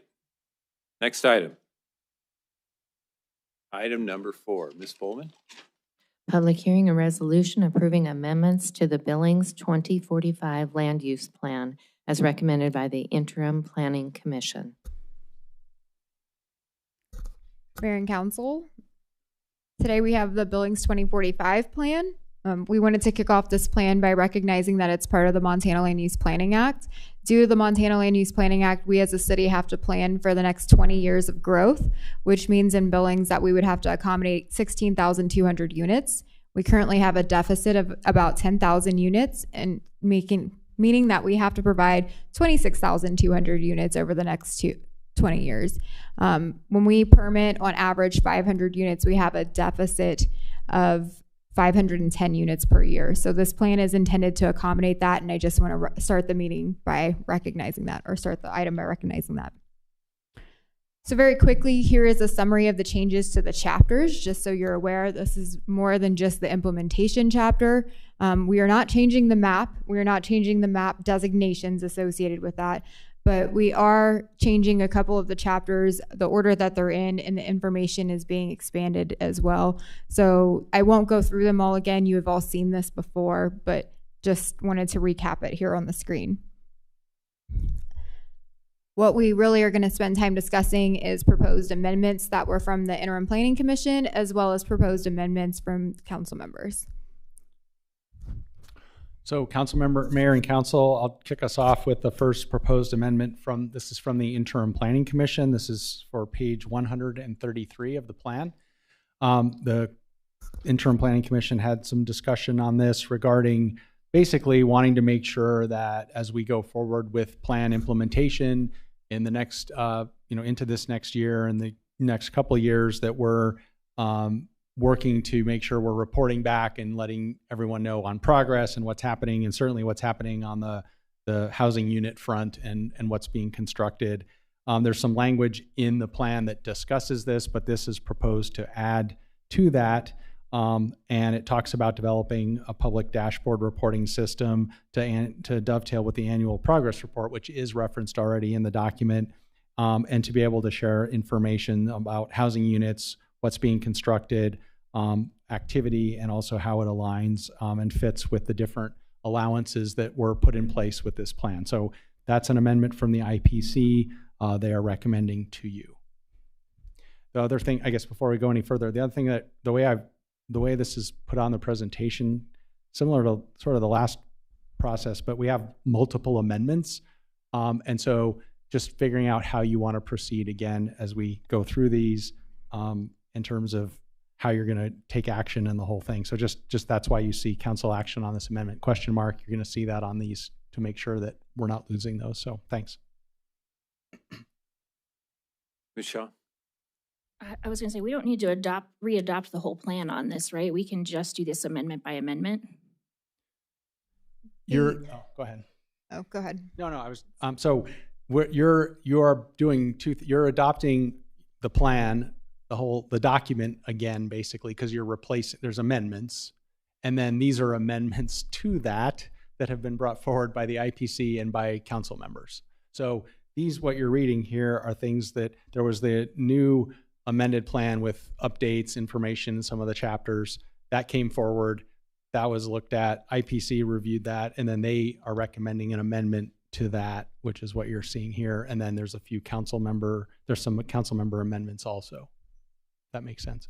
It does to me. Ms. Friday, in council, for purposes of just keeping it straight in my head, I'd recommend that we have an underlying motion to adopt or not adopt the plan. If the underlying motion is to adopt the plan, then we can take the amendments one at a time. Is that all right? Denise? I guess I'm a little, I'm not 100% sure if we're just amending the plan. We already adopted the plan. We adopted the plan a couple months ago, right? So really all we're doing is amending the plan. So what you're asking us to do is adopt the amendments, not adopt the plan. Do I understand that correctly? Yeah, that is correct. The amendments extend, just for clarifying purposes, amendments extend further than what you're seeing on the screen, I think is what Wyeth was trying to say. So it's in your motion that I believe that Denise had helped me put together, it's adopting the amended plan is what we had written, which is correct for what we're doing tonight because we're amending multiple chapters within the plan itself. And then there's amendments to the amended plan. Lots of amendments happening in this conversation. Boy, in there. Mr. Kennedy. I have a problem when we just had a plan that was adopted, and now we have all these amendments to change, to clarify things in the plan. It doesn't make a lot of sense. The plan can sit on its own the way it was adopted. Now we're coming back and making little changes all the way through. I don't get that. I don't get why the plan, it was adopted, stays there, and then at a future date after we see it running, instead of now, are we going to see next week someone wants an amendment to it and we're going to keep on changing it? Mayor, I would move at this time that we do not accept any of the amendments to this plan. I actually will second that motion. So we have an amendment, or I'm sorry, we have a motion to not accept any of the amendments and a second. Is there any discussion regarding this? And let me speak to my motion, unless Councilmember Kennedy would like to speak first. The biggest thing is on this is, let's just look at your proposed amendment, the first one. Develop a public dashboard reporting system. You have that opportunity at any time. It's in the plan that you do something to get out to the public. Why do you need this amended in the plan? I've gone through the other amendments. Someone wanted to tweak this and tweak that. It changes what was adopted in the original plan on some of these tweaks. And that's the problem I have. I have the problem with adopting a plan, which I voted against, and coming back now making these little tweaks in the plan, and it changes what was adopted in the first place. So I have some concerns on that. And that's why I say, hold off on the amendments. We see how this goes forward, and then come back at a later date. Let the whole thing run its course for a while. Thank you. Mayor, and I agree. The plan, the 2045 plan, I think that we all worked really hard on. We had huge differences of opinion, cascades between us, and we were able to come together. And I think we worked really, really hard on producing a plan that was good. Not everyone liked everything in it, but it was good for the community, and we came together for that. And now this has been a rush to bring those to us. I think it was on the 13th that a lot of the changes came without any council really direction or discussion. Not even sure where a lot of them came from, the changes in the plan. Now I understand where they may added whole chapters to, and that may or may not be valid amendments, because I'm not 100% sure where all that stuff came from. That wasn't in the original plan, what we all considered and adopted. And so while I had looked at this and assuming that this may get adopted the way it is, you'll see if this doesn't pass, you'll see that there's been a lot of changes added that are new that we haven't talked, and we need to take the time to talk about those. Or we just need to not pass anything because we did a really good job of creating this plan a couple months ago. So I would ask you to support the fact that we just leave the plan the way we adopted it a few months ago. Thank you. Ms. Shaw. So I guess and this is what I'm turning to you guys. I see a difference between the additions and changes that were proposed initially of reordering some chapters. Not a lot of substantial things we need to vote on, but makes sense to me of cleaning it up. And then the 4 amendments that were proposed. And I guess I'm a little bit sympathetic to this motion because I do kind of wonder, like, what are the benchmarks at which this is going to be coming back? I mean, I like the idea of doing this periodically, but not every couple of months. That seems quite fast. Yeah. So 2 questions. One, would it make sense to do a base motion that adopts these additions and changes in the chapters, et cetera, and leave these 4 amendments for a future conversation when there might be 4 more in a few months that we should consider?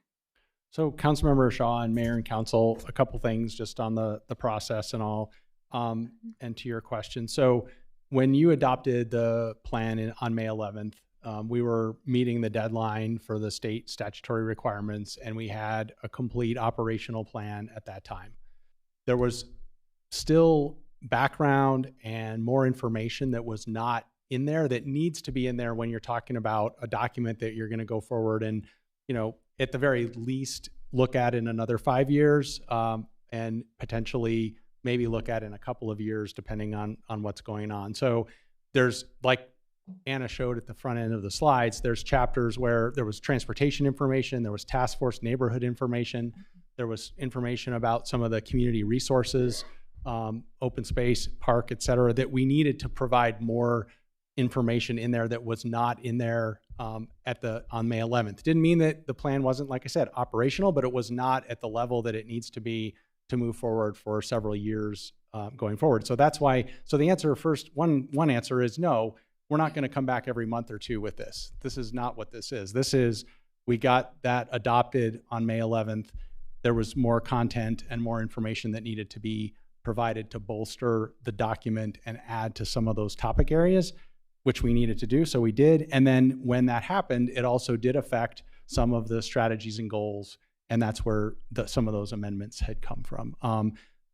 To your question, there's actually, so the Interim Planning Commission, only had a few amendments to recommend, and that's what they looked at. Since then, Councilmember Neese specifically has brought many others forward, which are in your presentation tonight, beyond what the IPC had recommended. So you've got sort of 2 layers here. You've got the IPC that had a few that we talked about with you at the work session, or at the meeting work session discussion a couple weeks ago. And then you have additional ones that we also have outlined here that had been brought forward. So that's why you're seeing this now. That's the explanation. It's not coming back in another month or 2 for sure.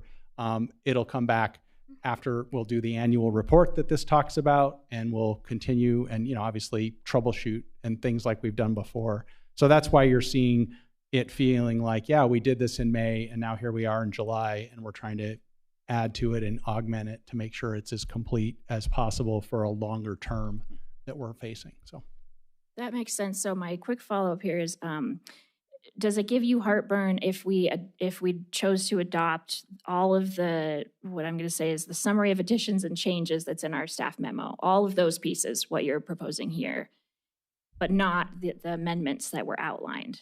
Is that a concern? I think, to clarify, and this might be more what everyone's driving at and what everyone has heartburn at, the items that we're looking at, most of what Councilmember Neese's amendments are and what the Interim Planning Commission's amendments are within Chapter 7. They're the implementation matrix amendments. If we adopted the amendments that we've got here in this summary and got the required statutes for schools, utilities, those items that we just couldn't possibly fit in due to the time constraints in May, and then just left the implementation matrix as it exists within the plan that was adopted in May, I think that would not give me any heartburn at all. We could certainly have a more elaborate discussion with council at our annual review of the plan and talk about that much more extensively, if that would be more comfortable. Mayor, I don't want to get ahead of a public hearing, but I would prefer to make a substitute motion to the motion at this point, which I don't know if that is, you would call that in order or not. I guess, point of order here. Can we even make a motion before we have a public hearing? I don't think we can. No, So Councilmember. there should not be any motion active on the table right now. You're correct. There should be a public hearing held first. Okay. Great point.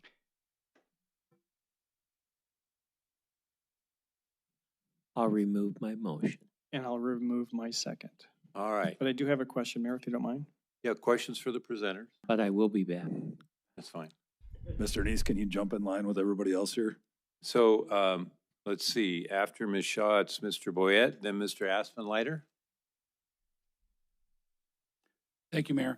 I was looking, there's like 10 items here. Is there one or two or three that, my goodness, you got to have and the rest we could wait? Is there a priority of this list versus, like, the first one was a dashboard. Do you really need that today, or do you already have the annual report? So I'm saying, is that something we absolutely have to have, or are we, you know what I'm saying, pick and choose a little bit? Councilmember Boyette, Mayor and Council, to put it delicately, there is not a single amendment that's proposed that I absolutely have to have. I would just ask that you look at the other chapters so we can complete what's required by statute. Everything else in the implementation matrix that was adopted in the original plan, I am happy proceeding that way if that's the way that council would like to proceed. Yeah, if I might add to that, Mayor and Council, the as I stated, when those chapters were updated, there was information in there that then drove some of those recommended changes to the implementation matrix. So there was transportation information added. So that's part of why those things happen that way. As Anna says, yeah, you could adopt the chapters and not adopt the amendments to the implementation matrix. There'll be a few disconnects there, just because there will, but we can work with that. So I guess if that's something that you end up going there, that's just so you understand what's going on there. So. All right, thank you. Any other questions? Let's see, Mr. Aspenleiter. Yeah, I'm equally as frustrated with Mr. Kennedy and Mr. Neese here in where we are. Like, this feels like we're trying to snatch defeat from the jaws of victory, as Roy so eloquently put. We bridged a lot of gaps to pass a document that I thought was really good. Understanding, and staff was very clear all along that there were some gaps here that we were going to have to fill at some point. Where this feels like it starts to cross the line is we're not just filling the gaps like we were told we were going to do. Now we're making amendments that was not talked about. And I understand some of those come from the best of intentions, but now it feels like we're getting into changing a document that we haven't even really implemented because there hasn't been a development that's even went through this thing yet. And we're already amending it out the chutes without knowing how this even works. And that's where it feels to me like we have crossed the line. Like, I would support, and I'm going to kind of defer to Councilman Neese a little bit because he has been way in the weeds on this with what's been presented. But I would support kind of what Councilwoman Shaw has indicated of, like, add the chapters, and then in 6 months or whatever the appropriate time is, let's use this thing a couple times before we start amending it. I don't know how I can tell the development community that any of these amendments are justified because the staff hasn't even got a project through the process using this thing yet. So that's where it feels like we needed to rein in the IPC a little bit and pump the brakes on some of this stuff. So that's my position. Anything else? Any other questions, Mr. Neese? Thank you. I thank you. I think the chapters are probably important, and they don't impact the chapter 7 is what we're talking about, the implementation. Just to clarify, where you on the 13th when you gave us the themes, that's where chapter 7 comes out, right? So that's in chapter 7. And so that's the area where 18 new themes or 18 new strategies were introduced without talking to council. And if we continue on through your presentation, that's where you're going to see me address most of those 18 where I made some changes in that. But that's just me, one person, in my personal view of making those 18 changes outside the discussion of the council. And I think that's where we need to take more time to discuss all those new 18 strategies and see how the council wants to proceed with those same things. So I'm agreeable with what that change is, with Councilmember Kennedy as well, because I think we need to give credit where credit's due on those few chapters, and then let's take some time to work through the implementation of what that rest of that plan is. So that's my clarification, and I like, and thank you for the discussion heading this way. Anything else for our presenters? All right, thank you. We're going to go to a public hearing regarding item number 4, the approved amendments to the Billings 2045 Land Use Plan. Any comment regarding that? Seeing none, we'll move to a motion. Mr. Kennedy? I will come back and make my same motion to deny any amendments to the plan.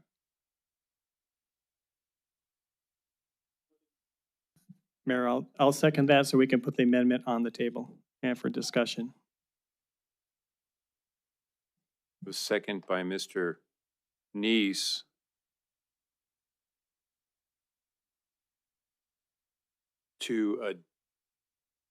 I want to be clear here, Mr. Kennedy. Are you saying we're going to adopt the plan with no amendments? Okay, that's the motion. Ms. Shaw? So I think I need to make a substitute motion to adopt the plan, including all of these chapter changes and additions, since that's not included in Councilmember, is my understanding. That's not included in Councilmember Kennedy's motion. Okay. I think we've got to get those done. All righty. I'll second that motion. Just to clarify the motion though first, is to it 1 through 6, not including 7. Well, not to go through, all of the additional amendment pieces one by one. Yeah, 1 through 6 we adopt with the amendments, because there's 2 layers of amendments. Yes. The amendments by staff, what they've done, that's 1 through 6. But 7 has multiple 18 other amendments that we haven't covered yet. And so that would still cover Kennedy's motion of saying we're not adopting what staff presented in amendments. Of all those amendments that came from the IPC and from you. No, also from staff. There's 18 amendments they presented to us on the 13th that Right. would not be included as well. Yeah, these are the ones that I heard Anna say she doesn't have any big heartburn about. We've got to clean up the chapters, the initial chapters and the restructuring. But we can come back to this in 6 months or whenever staff decides to bring it back. Yes. Is that clear enough? Yes, it is.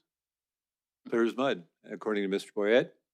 Can I ask Anna and Wyatt to see if they're clear about what the motion is so they understand what we're directing or motioning for staff? So can you say it one more time for me, please? Yes, the motion is to approve adopting the changes to this document that fall underneath I would say the first part of your staff or your council summary, the summary of additions and changes to all of the chapters, the reordering, the restructuring, adding all that more information in. I'm leaving out the suggested line by line amendments that you said are mostly in chapter 7. So one clarifying point that I might point out is, can we amend chapter 7 to be a direct replica of the current plan's chapter 4? So that makes the implementation matrix exactly as you had it adopted on May 11th. That would be my request. Yes, that would be part of the motion. Yes. Yeah, that's. Yes, the same matrix. Okay. Sorry, my mic was off. That is what I would want on my motion. And so I'll second your change on that. All right. Any other discussion regarding this motion? Is Denise clear on the motion? Yeah, I'm good. Okay. No discussion? So let's vote on the amendment. All those in favor, please say aye. Aye. Aye. All those opposed? No. Mr. Kennedy and Mr. Pittman are the noes? And Mr. O'Donnell? Way down here. Pardon me? Way down here. Way down there, yes. Okay, that has passed. What's next? Underline. Oh, we're good. Do we need to underline? That was a substitute, I believe. The substitute motion. All right, so we're good then. Mm-hmm. Then I guess we're lucky to get to move to item number 5. Dissolution of following advisory boards, commissions, and committees as recommended by the Council Operations Committee, Animal Control Advisory Board, Aviation and Transit Board, Board of Adjustment, Citizen Police Advisory Committee or Board, Energy and Conservation Commission, and the Zoning Commission for the city. Thank you. Okay, we don't have a staff presentation to this. However, to try to avoid what I put us through the last 3 items, I propose we handle this like the consent agenda. And we start with any separations, and then we can handle that, go from there. So is that okay, acceptable to everybody? Okay, Mr. Kennedy wanted his motion? Yeah, so any separations, Mr. Kennedy? Okay. Okay, Ms. Shaw? Yes, I'd like to separate the Citizen Police Advisory Committee and the Energy and Conservation Commission. And the Energy Conservation Commission. Any other separations, Mr. Pittman, and then Ms. We need Aguirre? a second on that, Mr. Okay. Aviation and Transit Board, please. Mr. Pittman, Aviation. Ms. Aguirre? Animal Control Advisory.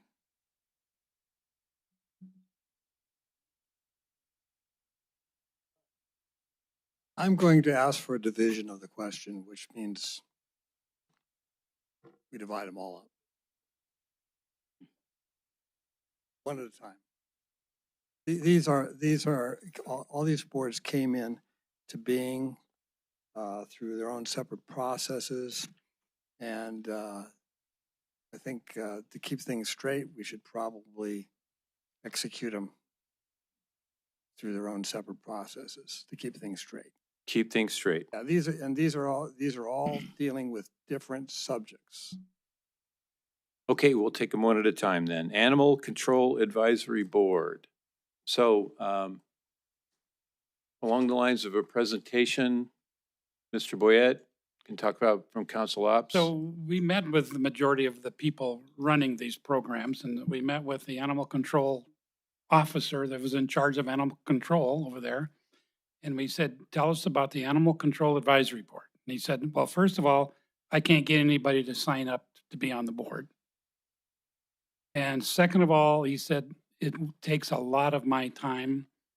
And he said, third of all, I don't need it. And that was point blank what he said. Is I think you were there, and that's all he said.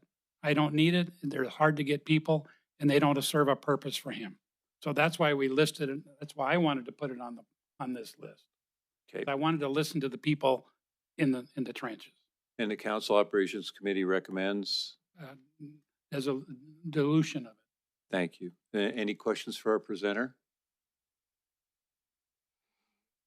Yeah, we could use a motion. I move to dissolve Animal Control Advisory Board.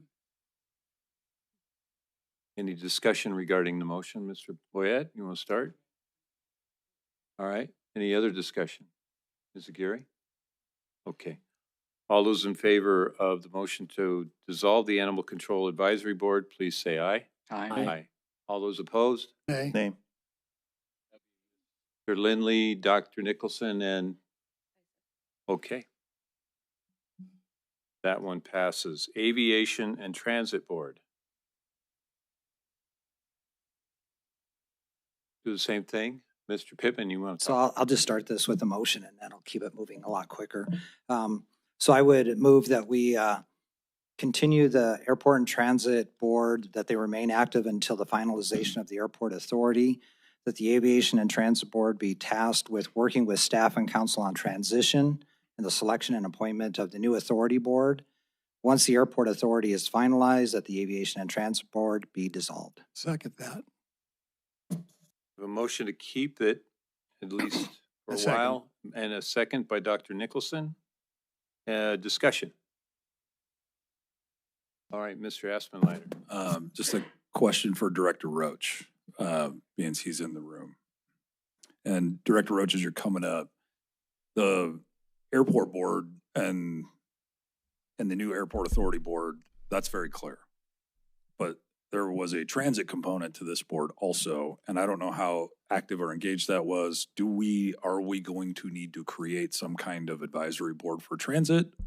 I'm not interested in creating another board that we have to get rid of in 2 years. I'm just asking, is that something that your staff is interested in or desiring, or are we good with getting rid of the whole thing?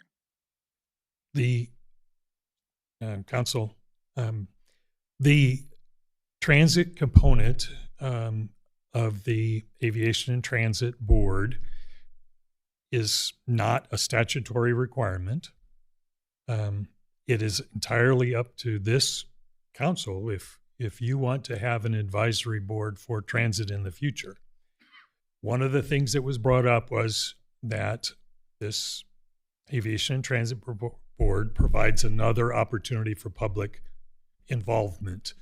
And there are numerous ways that transit can get public involvement without having a city council appointed advisory board. Mr. Boyette. So, I mean, I've asked you this question before, and now you're on the firing line. Okay. Airport administrator, do you need an aviation and transit board to do your job? Do you want it? Should we keep it? I mean, this is the time to be honest. There's no requirement, and it is not necessary for me. The board works for the council to provide, is an advisory board for the city council. There's no airport requirement or need for this advisory board. Mr. Pittman? Thank you, Mayor and Council. So I actually asked Rusty that exact question as far as the transit part of this, and he was very comfortable with, once this expires, let it ride. If we see a need for a transit board, he doesn't know that there will or won't be one there, but there's not an urgency to just replace it with another board, like you said, that then we have to dissolve in 2 years. As far as the other part of this, I think this is, I've had my frustrations with the Aviation and Transit Board when I served on it. It didn't seem we were doing a lot. That's why I kind of conditioned this with one specific task to get us through this next transition period, assisting the director and us as well. I want them reporting back to us and us having conversations as we look to appoint a board, a airport authority board. So that's my whole point here. Go ahead, Mr. Boyd. So, Jeff, if you heard that, do you think that this board would be any advantage to you to help come up with ideas about the new airport authority? Or, I mean, is it good, bad, or indifferent to have this group to do that?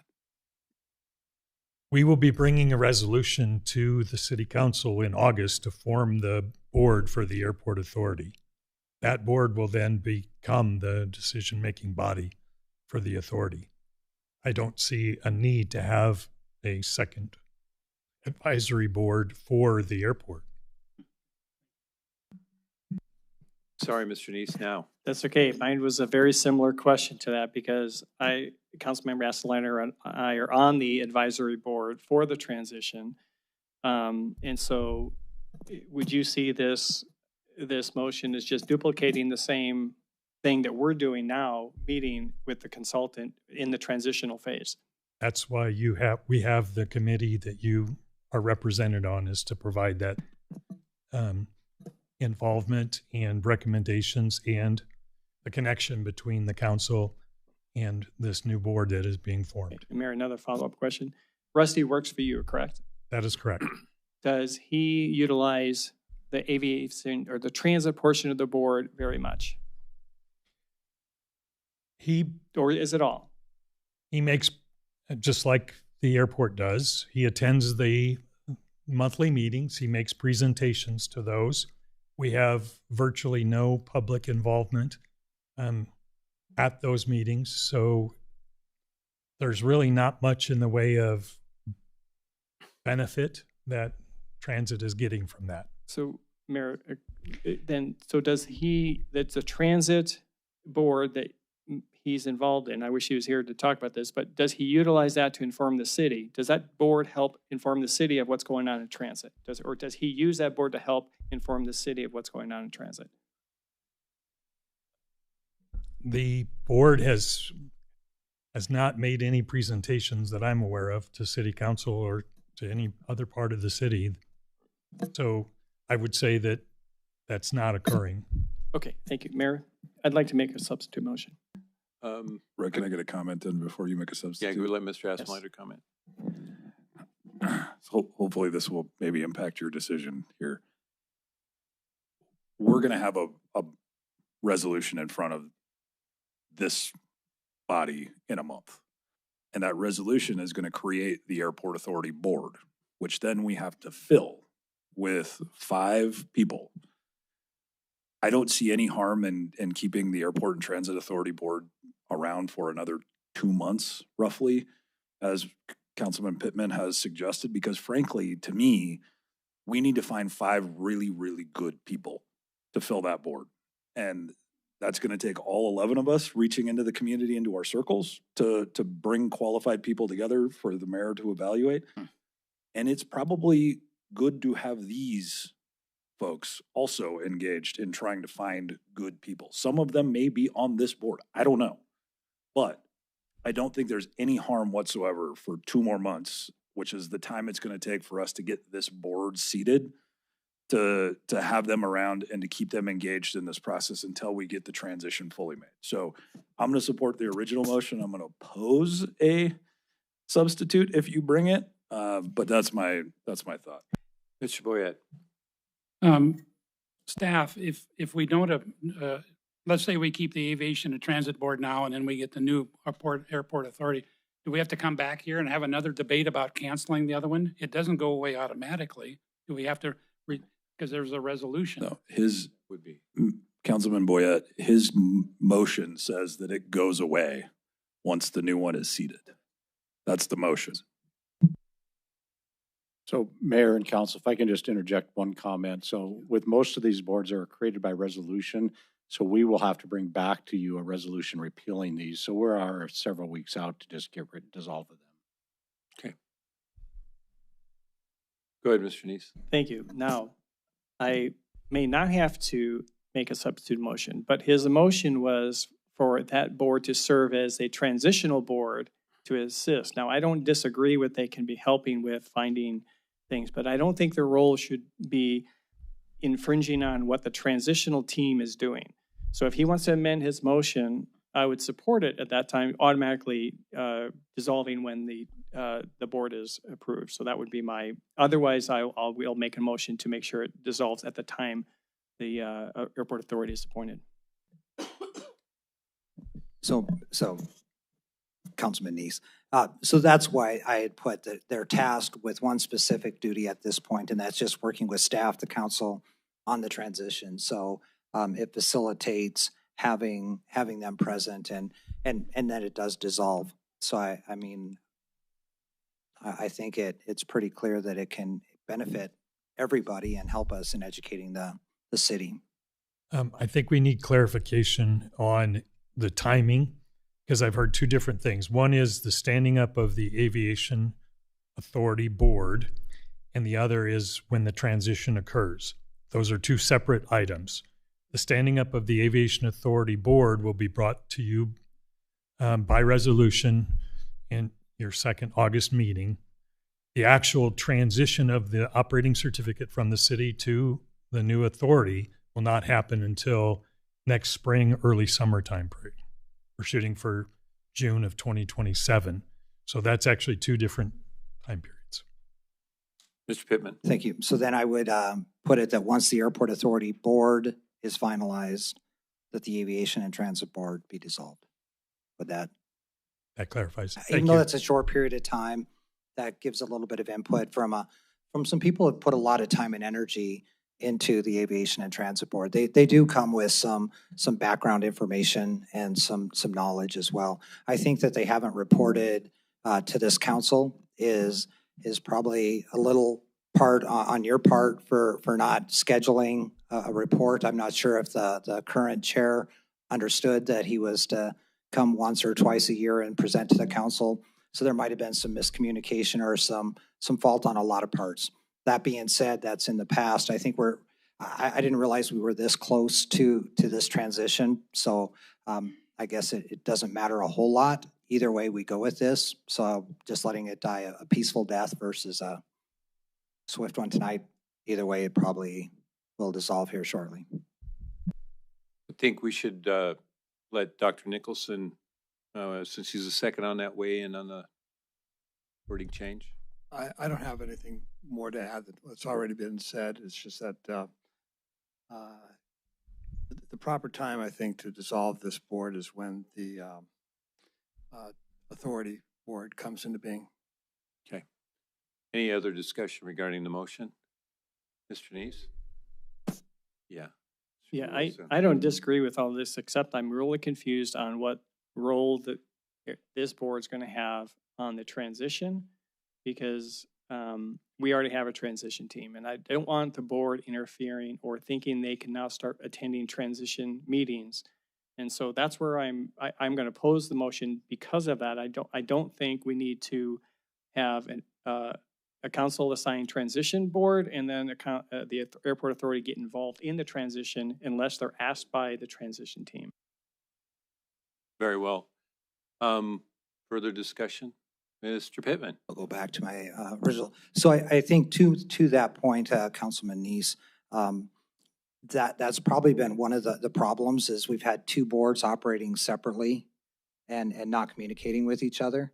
And so there's two parts of this. I don't think it's one taking over the other, or well, it will be with the authority board, but I think that they should be invited to this transition board and to the airport authority committee and give some input as to who we appoint. There are two members of the Aviation and Transit Board that serve on that committee. Okay. Okay. Just for clarification and before we vote, I'm going to call for a vote now, but before that, Mr. Pittman, would you just state it one more time? Sure. I've got it written down. So I would propose that the Aviation and Transit Board remain active until the finalization of the Airport Authority Board, that the Aviation and Transit Board be tasked with working with the staff and council on transition and the selection and appointment of the new Airport Authority Board. Once the Airport Authority Board is finalized, that the Aviation and Transit Board be dissolved. I'm going to call for a vote then. All those in favor of Mr. Pittman's motion, please indicate by saying aye. Aye. Aye. All those opposed, please say no. Nay. Oh boy, there's a lot there. Mr. Boyette, Mr. Aspenleiter, Ms. Aguirre, Mr. Neese.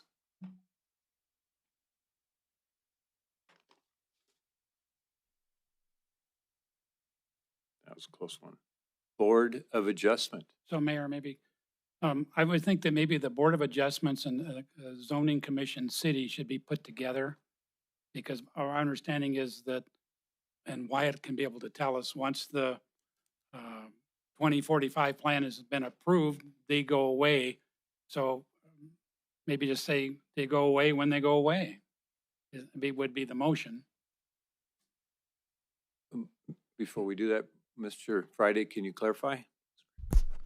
Yeah, thank you, Mayor and Council. Yeah, so they're going away right now. The way it's moving right now is the Interim Planning Commission.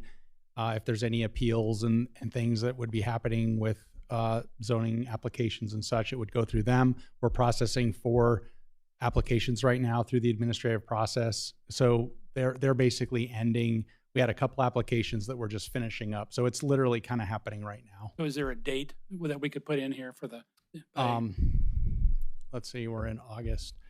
Yeah, I guess if you put the end of September, I think that's fine. All right, Mr. So my motion would include both of these would be dissolved at the end of September according to state law. All righty, is there a second to that? Second. Mr. Neese? Any discussion regarding the motion? Seeing none, we'll call for a vote. All those in favor of Mr. Boyette's motion, please indicate by saying aye. Aye. All those opposed? Seeing no opposition, that one's unanimous. Citizen Police Advisory Board. Make a motion. I will start it off. I'll make a motion that we take the recommendation of the Operations Committee and dissolve the Citizens Police Advisory Committee. All right, is there a second to that?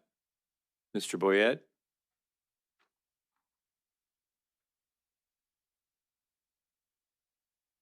Go ahead, Mr. Kennedy. I'm on the website for the police department and the Crime Prevention Center. The Billings Police Department's Crime Prevention Center is committed to improve the quality of life by building partnerships between the department and the community, empowering citizens through education, promoting an environment of community responsibility, and where people act to prevent crime. And then they have all kinds of programs. Then you go back to the Citizens Police Academy. It's an 8-week course for people to take and learn more about the police department. They have an alumni association that meets once or twice a year. The chief is there. They ask questions and they're actively involved.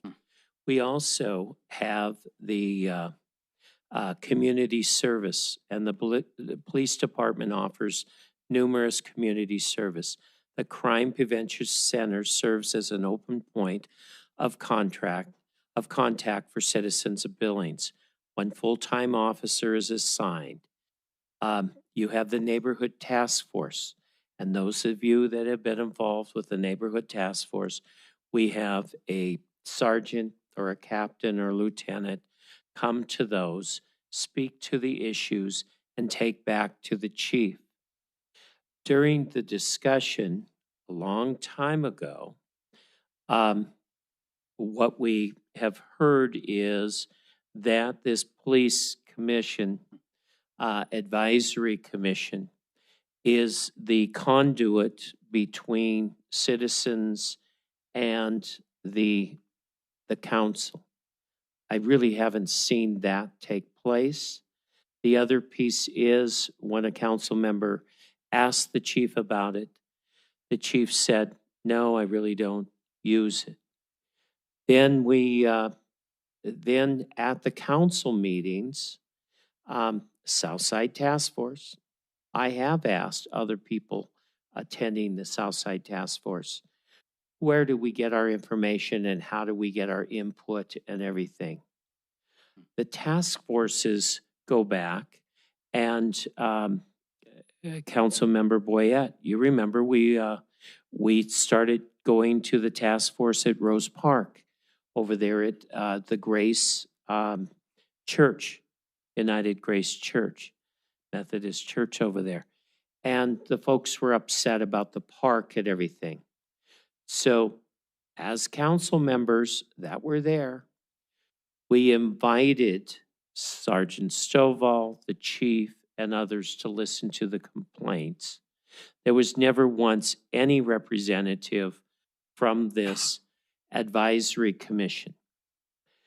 I also have, over the last couple years, asked to go, and some of you voted for it, some of you voted against it, the 8 officers that we added to the budget to be able to go forward.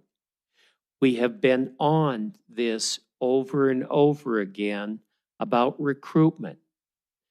Councilmember Aspen-Linder also went as far as asking the Attorney General if we could get more classes and get more people in.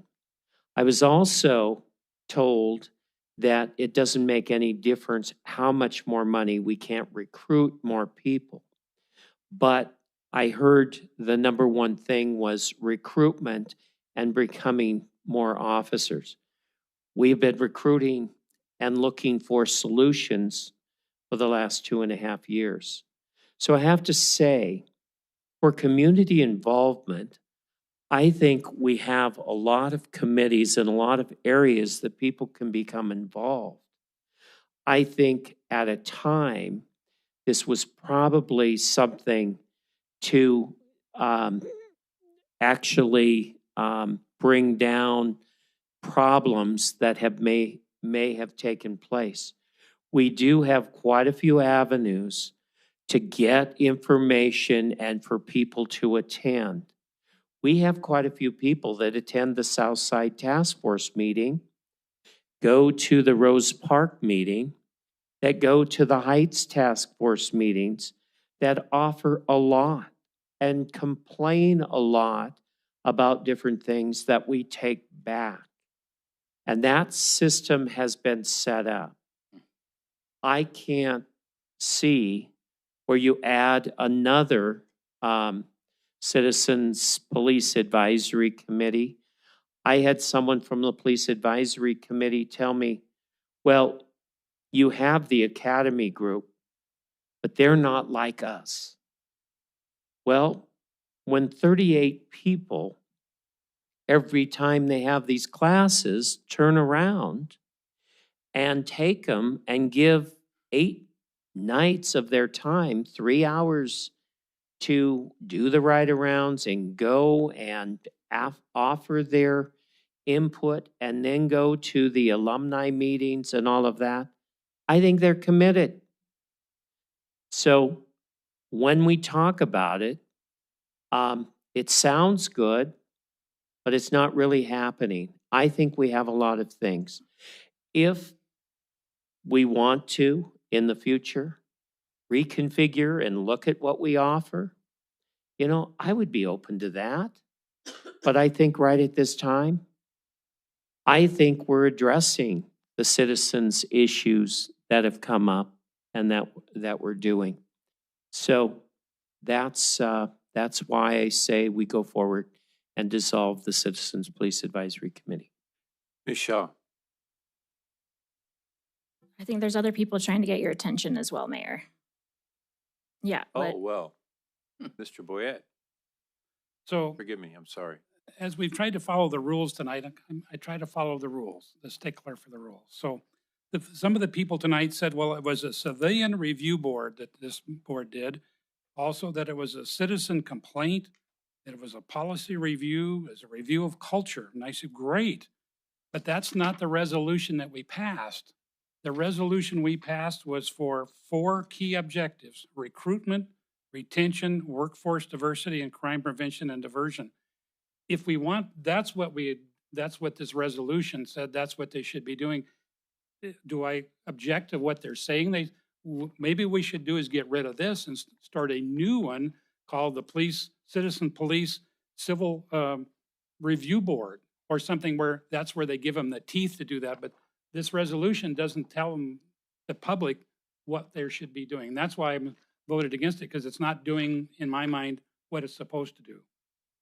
These 4 big objectives, and they haven't come to us and told us how they're going to do recruitment, retention, workforce diversity, and crime prevention and diversity. So I mean, that's what they should be, because even the chief said that this advisory board's not for him. It's for us, the city council, as well as all of these are, excuse me. So that's why I'm saying this one doesn't work. We should get rid of it, but maybe start a new one that does. Okay, Ms. Shaw. Thank you, Mayor. I won't support this motion, and I'll save us all the headache of a substitute motion. But if it fails, I would make a motion to bring forward the resolution at a work session to review. Because what I'm hearing is that if that's the issue, let's review the resolution. Disbanding a board to then maybe recreate it is a ton more work than just going through the resolution and making sure it lines up with council's expectations. So I'm not going to support this. Just a couple of quick comments. The Citizen Police Academy is fundamentally different than this board. I did the Citizen Police Academy as a council member. I'd encourage all of you to do it. It's actually pretty fun. You learn a lot, but it is not the same as sitting on a board and having that kind of input into public policy and process. The other thing, too, that I come back to is I look at the list of boards and I think, we've got a library board, we've got a parks board. Why in the world would we not have a board for something that we spend so much more tax money on than either of those other 2 things? I just, from an equity issue, doesn't make sense to me that we spend close to 80% of the general fund on public safety, and we spend a small fraction of that on the library and parks, they each get their own board. Why in the world would we not have a police board that deals with, when we're talking about tens of millions of dollars every year? So my pitch would be, please vote this down. I think this is an important board we need to keep. And I think if the issue is the resolution, then vote against this motion, and we'll make a motion to come back at a work session and deal with the resolution. Mr. Lindley. Thanks, Mayor. First of all, I want to speak to Councilmember Kennedy's comment about all the different options that are available to people. I think there are a lot more opportunities than people may realize, whether it's the Citizens Police Academy, simply doing ride-alongs with police officers that, candidly any citizen can sign up for, which I would highly recommend any of those two things. But this is where I guess I land on this, and I'm not going to support getting rid of it. That's not to say it's because I think that the board in its current fashion has had some necessarily a long list of things that they could specifically point to say, we did that. Even former Councilmember Ronning, who got up and spoke in public comment, said, these are some good outcomes. We can't necessarily say that this board is responsible for all of them. What I can say is that in 2026, we live in an environment where there's an incredible amount of misinformation, distrust, confusion, with all sorts of things, not just police, but especially police, and differences of opinion. I mean, candidly, many of us up here have lots of differences of opinion, but the way we get through it is by having conversations, open communication, and just making sure that everybody has a place to have their voice heard. I know for me, during the campaign season, I did a ride along with BPD. It was really good. Recently, Councilmember Aspinletter and I did it again, and I would say, I believe strongly that the police department and every officer is absolutely doing their best for the community. Are they perfect? No, but nothing is perfect. But that doesn't mean that if you get rid of this kind of a communication, I think it's just going to it's going to seed that distrust. And so that's the reason why I'm going to not support getting rid of it. Thank you. Councilmember Aguirre. Thank you. I'm not going to support this either. Excuse me. And for really the simple fact that the work that the incoming domestic violence board will be doing, I think the Citizens Advisory Board is essential to the work that we're about to undergo, and all lines of communication need to stay open, especially when it comes to transparency. There's been a lot of distrust happening in our community at this time over different issues, and if we close one more door, I think that'll further distance us from the community, which is not the direction we need to go. Councilmember O'Donnell. Thank you.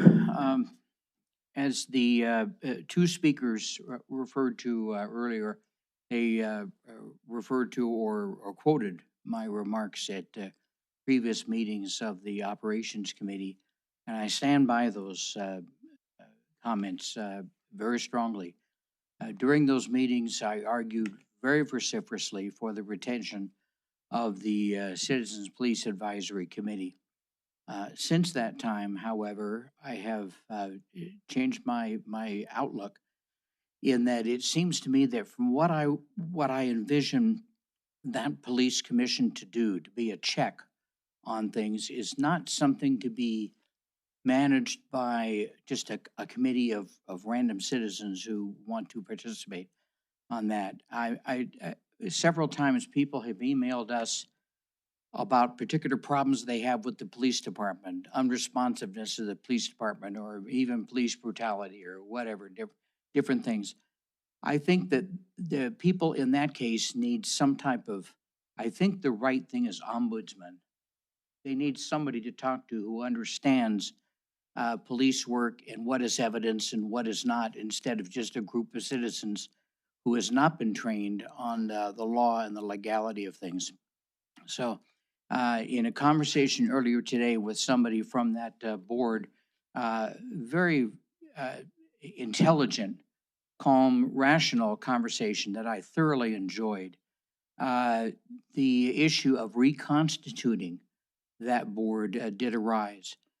If Ms. Shaw is indicating this, I think that some type of conduit for public comment is necessary, but I think that this is not the approach. So I am in favor of getting rid of this Citizen Police Advisory Committee at this time. Mr. Neese. Thank you, Mayor. I was on the city council when this commission was formed. I was opposed to it at the initial onset, but I heard what it said it was going to do, as Councilmember Boyette mentioned, and there was a lot of good things that we thought this board could do for the council and for the city, and it didn't achieve any of those. And they had lots of excuses about having a tough start to go, trying to get up, trying to find members, and now we got members, and we need new members, and so there's always seemed to be an excuse that that's not happening. And so what we heard tonight about what people want has been mentioned. That is not what this board was designed for. And so I think it's time to terminate this board. If something like that is needed and wanted in the community, maybe we should look at that, but that needs to come from a whole different perspective. We as a council, I'm not even sure if we have the authority to create a board that then is going to interface or make staff accountable, because we have no authority over staff ourselves. And so I think that we have to be very careful on what we're going to do and how we're going to say, yes, we're going to make the police accountable to the citizen board, when we ourselves we can't even make the police accountable to us. We can only make our one employee, our city administrator, or interim city administrator now. So I will support the dissolvement of this board. Thank you. Can I go first? All right. I'm not going to support the motion. Couple things.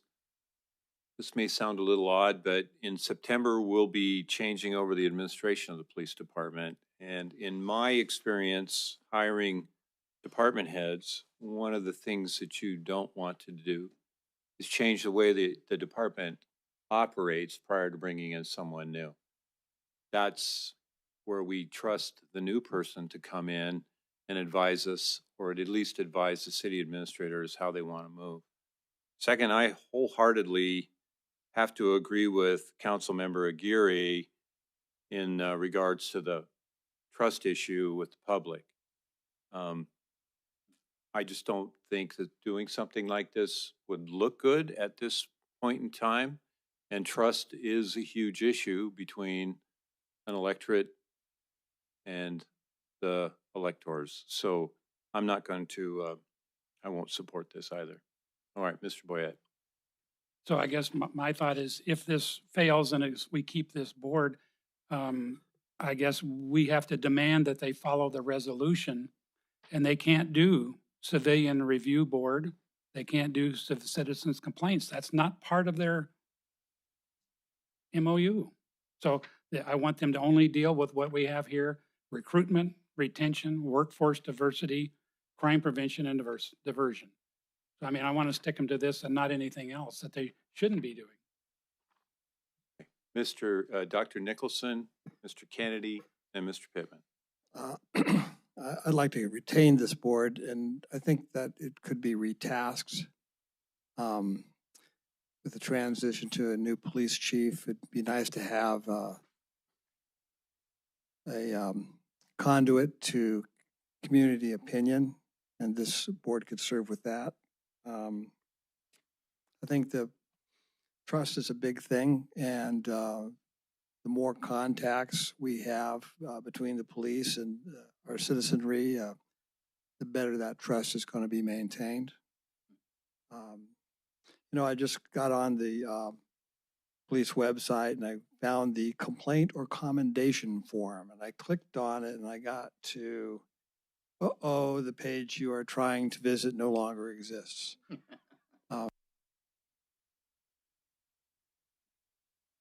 So if that's how the complaints are made, that's not very effective. But I think that trust is really important. I think a new police chief might like to have a group of citizens who are interested in good relationships between the police and the rest of the Billings, and this could be it. Thank you, I'm going Doctor. to call the question. Move to call the question. Yep. Move to call the question. Yep. All right, so we have a call to a question that end debate and vote immediately. We would need a second to that. Mr. Kennedy seconds. All right, we need a 2/3 vote to call the question. So all those in favor of calling the question, please raise your hand so we can count them. 1, 2, 3, 4, 5, 6, 7, 8, 9, 10, 11. Okay, my math is not real good at 9 o'clock, but I think 11 is 2/3 of 11. So debate has ended. We have a motion to dissolve the Citizen Police Advisory Board and a second by Mr. Boyette. We'll vote for that. All those in favor, please say aye. Aye. All those opposed, please say no. No. No. Please raise your hands if you're a no. 1, 2, 3, 4, 5. So the motion passes. And I'm sorry, Ms. Bowman, it's Ms. Shaw, Dr. Nicholson, Ms. Aguirre, Mr. Nelson, and Mr. Lindley in opposition. That moves us on to Energy and Conservation Commissions. Mr. Pittman. Mayor and Council, I move to dissolve the Energy and Conservation Commission. Second, Mr. Lindley. Mr. Pittman, you want to speak to your motion? I think this was probably noble in its idea, but all it does is kind of confirm everything that we are doing as a city and as a staff, and I'm not sure it serves any proactive function at this point. Mr. Lindley. Thanks, Mayor. Yeah, actually, I think that the work that the commission did for several years was really good work. I think there was a lot of effort put in. I also just want to say, I know there's some representatives from Yellowstone Valley Citizens Council here, and that I just have a lot of respect for the fact that even though this was on the list to be removed, they understood that this has served its purpose. And in recent conversations with the community, and understanding what some of the bigger issues are now going forward, they're repositioning to help us with new issues that I think matter a lot to the community. So I just want to commend the work that was done by the group and look forward to their help specifically on housing in the future. Okay. Mr. Boyette and Ms. Shaw.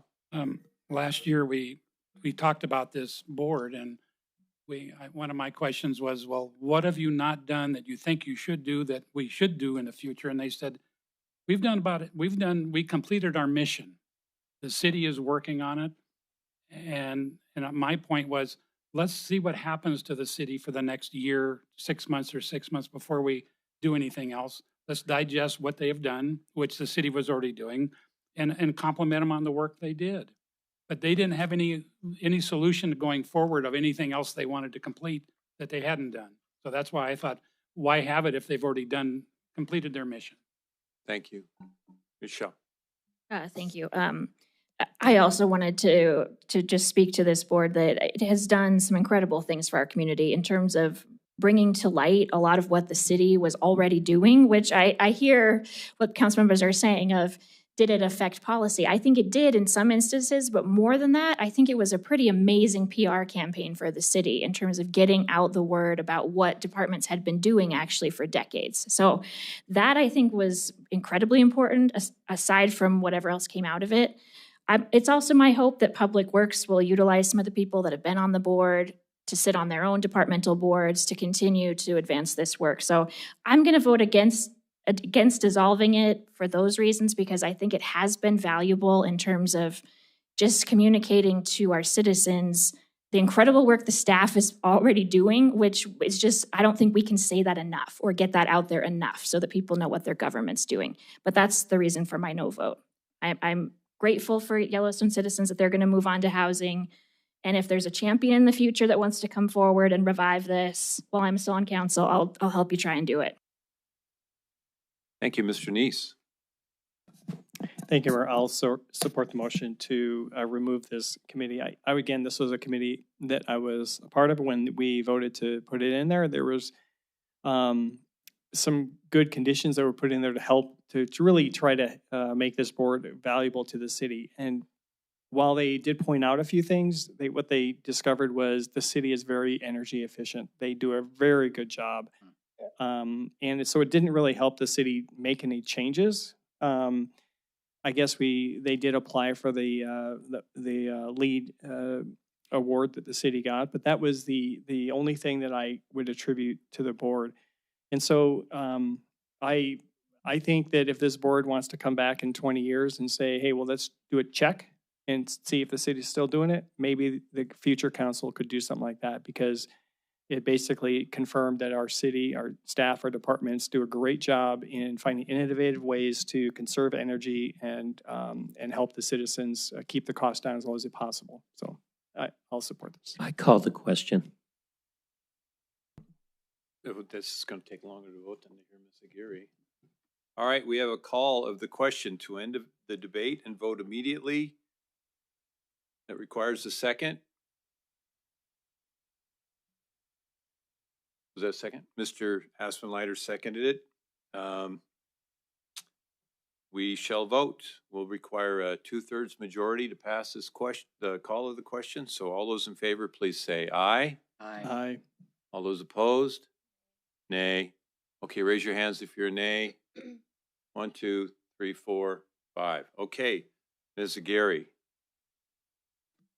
I just wanted to say that I have read all of the emails. That passed. No, it was 2/3 2/3. majority. I apologize. Yep. I appreciate the emails and contacts in favor of keeping the committee or commission intact, and I'm going to side with you on this for the simple fact that you're the loudest voice on this issue. From a personal observation, I really appreciate the work the commission has done, and in my mind, improvements you're not just done. There's always opportunity for growth. So that's why I want to keep this one intact. Mr. Boyette. Well, since our last meeting in last year, I haven't heard from them. So I don't know that if they're here, they're not doing anything for that to tell me what they're doing. So maybe there wasn't anything they've been doing for the last 6 months to 8 months. So that's why I'm going to say, if they were needed to do something, they should be telling us what they want to do and go moving forward. Just to have a committee to sit there and say we're talking, that they need to report to us if they're doing anything in which they haven't done. Anyone else? All right, there is a motion on the floor from Mr. Pittman, seconded by Mr. Lindley, to dissolve the committee. All those in favor of the motion, please say aye. Aye. Aye. All those opposed? Nay. No. Okay, so raise your hands if you're a no. Ms. Shaw, Dr. Nicholson, Ms. Aguirre, Mr. Nelson. Okay, the committee is dissolved. And that ends our regular agenda for the evening, and we will move to public comment on non-agenda items. If you signed in and you come forward, you'll get 3 minutes. Tell us your name and where you're from. Is this one live? My name is Jordan Weber. I am from Ward 1. Are you going to start the timer or do I? Okay. This better? Yes, thank you. All right. The death of Shauna Grove was a tragedy that should not have happened. And my heart goes out to all family and friends who have lost someone they loved to domestic violence. However, while there's always some room for improvement, your own review process has found no evidence that the BPD, Family Justice Center, YWCA, or the Attorney's Office failed to act within their legal authority to help Shauna. The most impactful opportunities for improvement lie at the legislative and not the municipal level. That several of you claimed that the system had failed and called out these organizations and did so before the facts were fully established, unjustly undermined the community's trust in these institutions that exist to protect and serve them. Your statements were reckless and will have consequences. Billings and the people that serve Billings deserve better from our elected representatives. Thank you.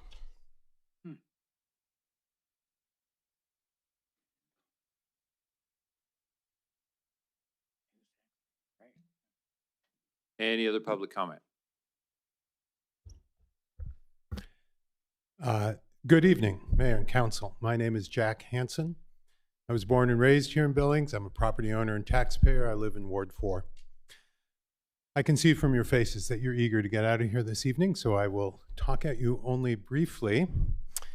I want to talk about a significant and happy event in Billings last week. I was there, and several of you were, at the official opening of the Amend Recreation Center Courts Complex.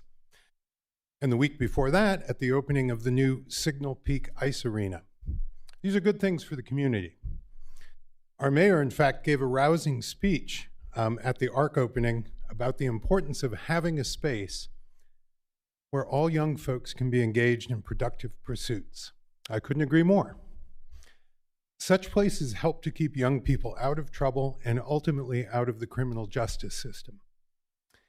In fact, the ARC will do more to promote and secure public safety in this town at a price tag of $20 million in public funds than will the massive new jail expansion that the county is pushing, which will cost us $200 million in new taxes. So, if you're interested in getting good value for taxpayer money and implementing public policy that actually addresses our public safety concerns, I urge each of you to encourage Billings voters and our county commissioners to drop this plan for an overpriced, oversized, fundamentally misguided expansion of the jail. Instead, reroute some of that money. I know it's going to be county money and your city officials, but get behind programs and projects that actually do something to address the causes of crime. Thank you. Thank you. Is there further public comment? Seeing none, I'll close that period of the meeting and move to council initiatives. Mr. O'Donnell. Thank you, Mr. Mayor and Council. Recently, there was passed on a widely bipartisan level, overwhelmingly bipartisan act and signed by the president that should directly benefit Billings. At least that is the intention of it. It's called the 21st Century Road, ROAD in capitals, I don't know why, Road to Housing Act. I've listened to a presentation by the president of the National League of Cities of how this will help with housing by getting rid of a tremendous amount of regulation on this. And I think I would like to see response in a reasonable period of time, whether it's 1 month or 2 months, whatever, from our planning department on the effects of that particular act on the housing situation in Billings. Thank you. Thank you, Mr. O'Donnell. Any further council initiatives? All right, unless there is objection to adjourning, we are adjourned.